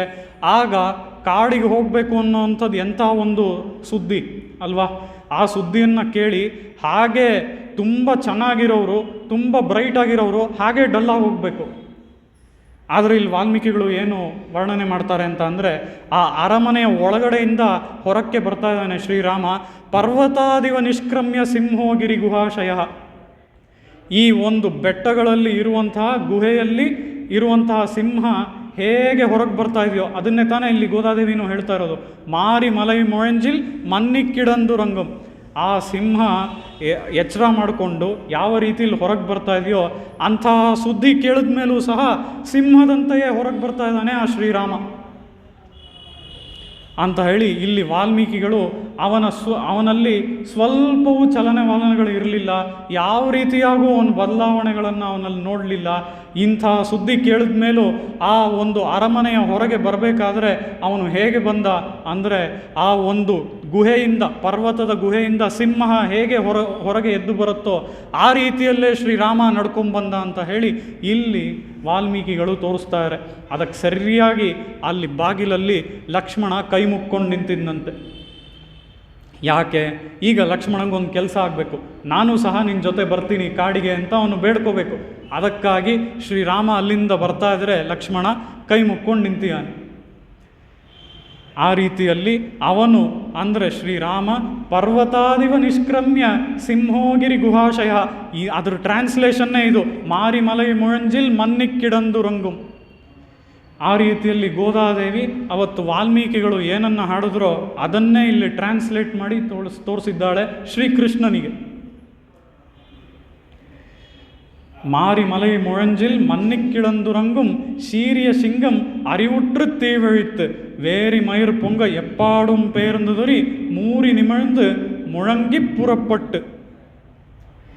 ಇದಕ್ಕೆ ನಾವು ಆ ಶ್ರೀಕೃಷ್ಣನನ್ನು ನೋಡಿದ್ವಿ, ಶ್ರೀರಾಮನನ್ನು ನೋಡಿದ್ವಿ.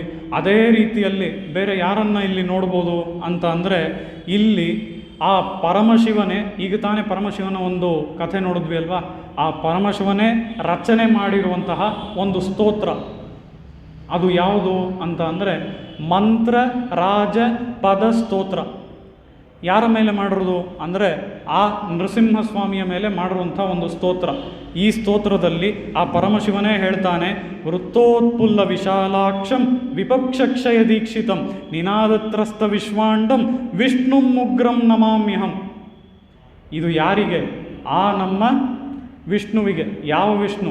ಆ ನೃಸಿಂಹನಾಗಿ ಬಂದಿರುವಂತಹ ವಿಷ್ಣುವಿಗೆ ವಿಷ್ಣು ಮುಗ್ರಂ ನಮಾಮ್ಯಹಂ ಅಂತ ಹೇಳಿ ಆ ಪರಮಶಿವ ಇಲ್ಲಿ ಸ್ತೋತ್ರ ಮಾಡ್ತಾ ಇದ್ದಾನೆ. ಇಲ್ಲಿ ಆ ನೃಸಿಂಹ ಹೇಗಿದ್ದಾನೆ ಅಂತ ಅಂದರೆ ಅರಳಿದ ಕಮಲದ ಕಣ್ಣುಗಳು, ಅಗಲವಾದಂತಹ ಕಣ್ಣುಗಳು, ಅದರ ಜೊತೆಗೆ ಭಕ್ತರ ಶತ್ರುವನ್ನು ನಾಶ ಮಾಡೋದಕ್ಕೆ ಅಂತಾನೆ ಬರ್ತಾ ಇದ್ದಾನೆ. ಆ ರೀತಿಯಲ್ಲಿ ಅವನು ಅಷ್ಟು ಮಾತ್ರ ಅಲ್ಲ, ಇಲ್ಲಿ ಮುಖ್ಯವಾಗಿ ನೋಡಬೇಕಾಗಿರೋದು ನಿನಾದತ್ರಸ್ಥ ವಿಶ್ವಾಂಡಂ ಅಂತ ಅಂದರೆ ಈ ವಿಶ್ವವೇ ಅದರುವಂತಹ ಒಂದು ಗರ್ಜನೆಯ ಶಬ್ದದೊಂದಿಗೆ ಆ ಸಿಂಹವಾಗಿ ನೃಸಿಂಹನಾಗಿ ಬರ್ತಾ ಇದ್ದಾನೆ ಅಂತ ಹೇಳಿ ಈ ಒಂದು ವೃತ್ತೋತ್ಪುಲ್ಲ ವಿಶಾಲಾಕ್ಷಂ ಅನ್ನುವಂತಹ ಸ್ತೋತ್ರದಲ್ಲಿ, ಈ ಒಂದು ಶ್ಲೋಕದಲ್ಲಿ ಪರಮಶಿವ ಆ ನೃಸಿಂಹನನ್ನು ಸ್ತೋತ್ರ ಮಾಡಿ ತೋರಿಸ್ತಾ ಇದ್ದಾನೆ.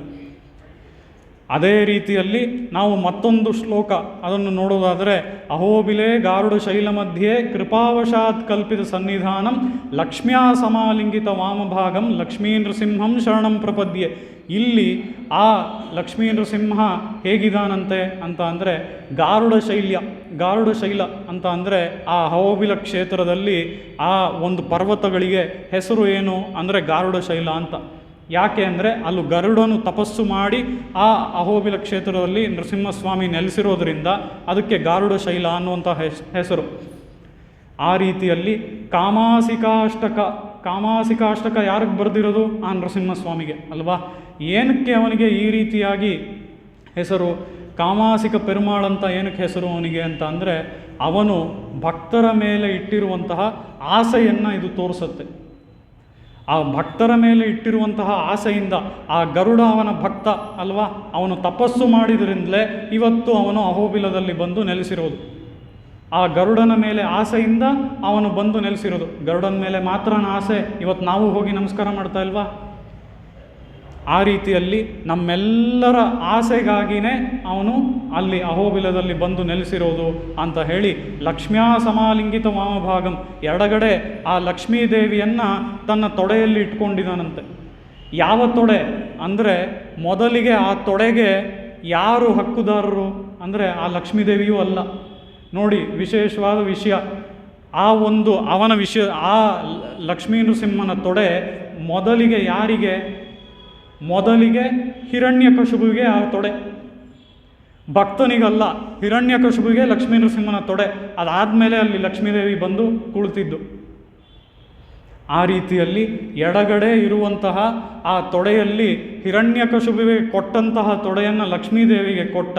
ಅಲ್ಲಿ ಲಕ್ಷ್ಮೀದೇವಿಯನ್ನು ಕೂರಿಸ್ಕೊಂಡು ಲಕ್ಷ್ಮೀ ನೃಸಿಂಹಂ ಶರಣಂ ಪ್ರಪದ್ಯೆ, ಆ ರೀತಿಯಾದ ಲಕ್ಷ್ಮೀ ನರಸಿಂಹನನ್ನು ನಾನು ಶರಣು ಹೊಂದುತ್ತೇನೆ ಅಂತ ಹೇಳಿ ಈ ಪಾಶುರದಲ್ಲಿ ನಾವು ನೋಡ್ಬೋದು.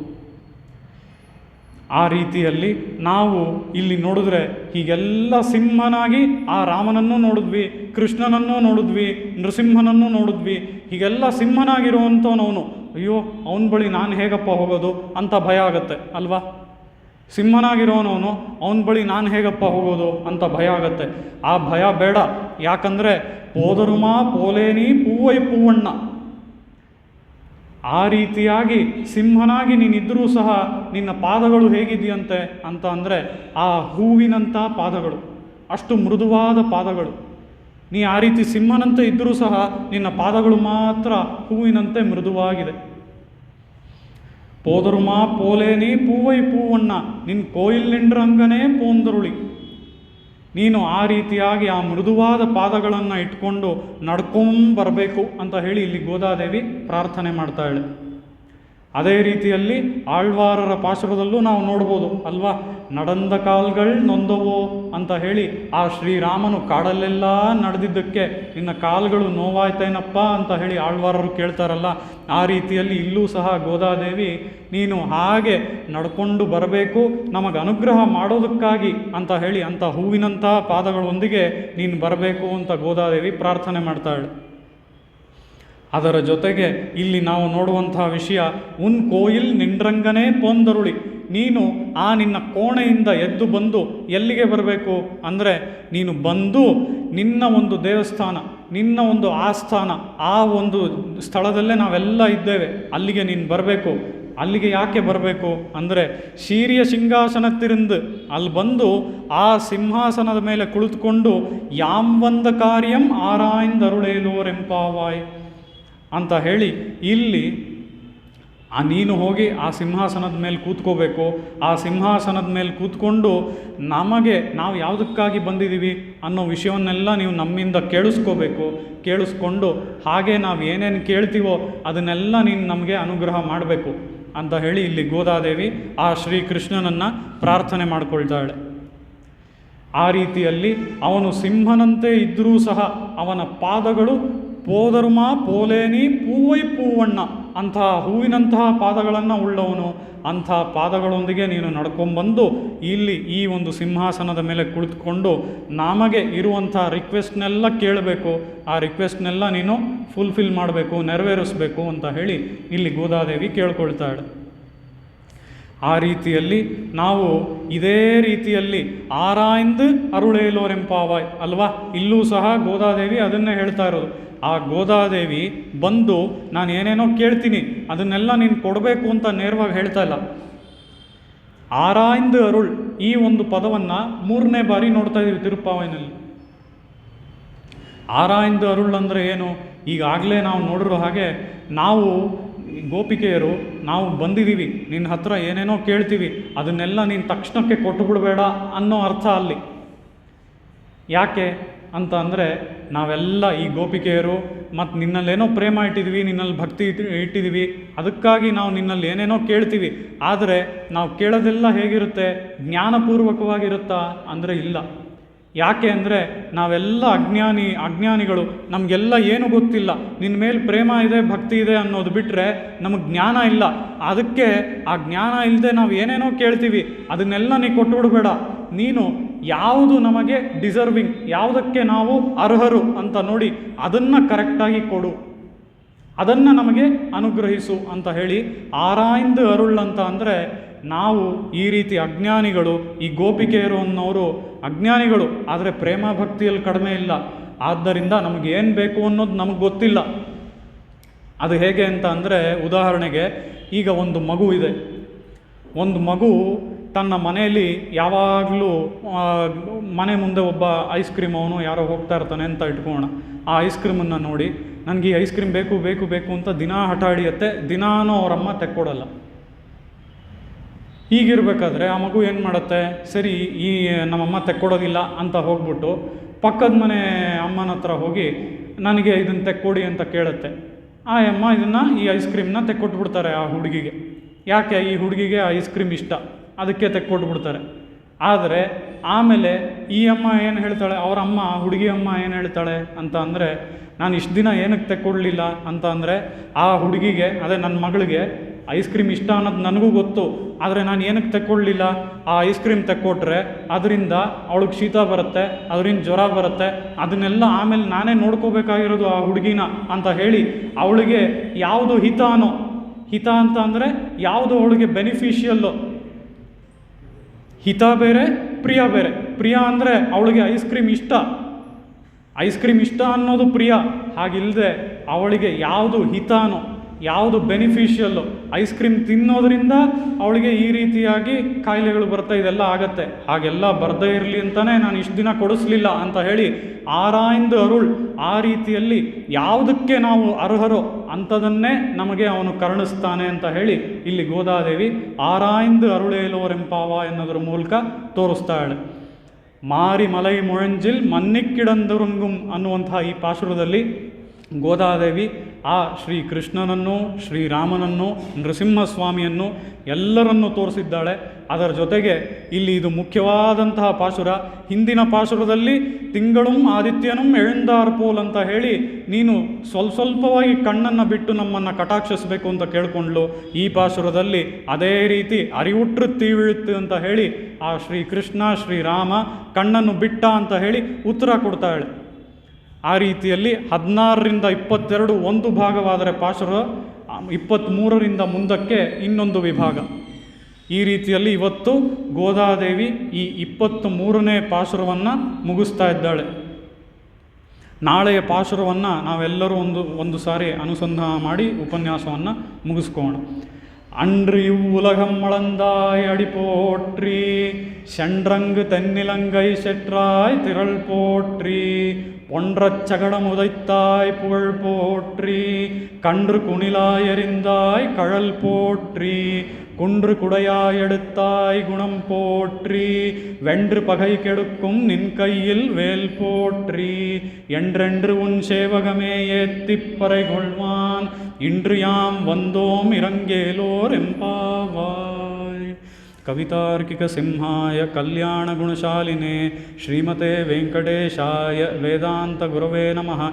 ವಾದಿದ್ವಿಪ ಶಿರೋಭಂಗ ಪಂಚಾನ ಪರಾಕ್ರಮಃ ಶ್ರೀಮಾನ್ ವೆಂಕಟನಾಥಾರ್ಯ ಚಿರಂ ವಿಜೇತಾಂ ಭುವಿ. ಶ್ರೀಮತೆ ಶ್ರೀ ಲಕ್ಷ್ಮೀ ನೃಸಿಂಹ ದಿವ್ಯಪಾದುಕಾ ಸೇವಕ ಶ್ರೀವನ್ ಷಡೋಪ ಶ್ರೀ ನಾರಾಯಣ ಯತೀಂದ್ರ ಮಹಾದೇಶಿಕಾಯ ನಮಃ. ಶ್ರೀಮತೆ ಶ್ರೀವನ್ ಷಡೋಪ ಶ್ರೀ ರಂಗನಾಥ ಯತೀಂದ್ರ ಮಹಾದೇಶಿಕಾಯ ನಮಃ. ಶ್ರೀಮತೆ ವಾತ್ಸ್ಯ ಶ್ರೀ ಕೃಷ್ಣಮಾರ್ಯ ಮಹಾದೇಶಿಕಾಯ ನಮಃ. ಅಸ್ಮದ್ಗುರುಭ್ಯೋ ನಮಃ.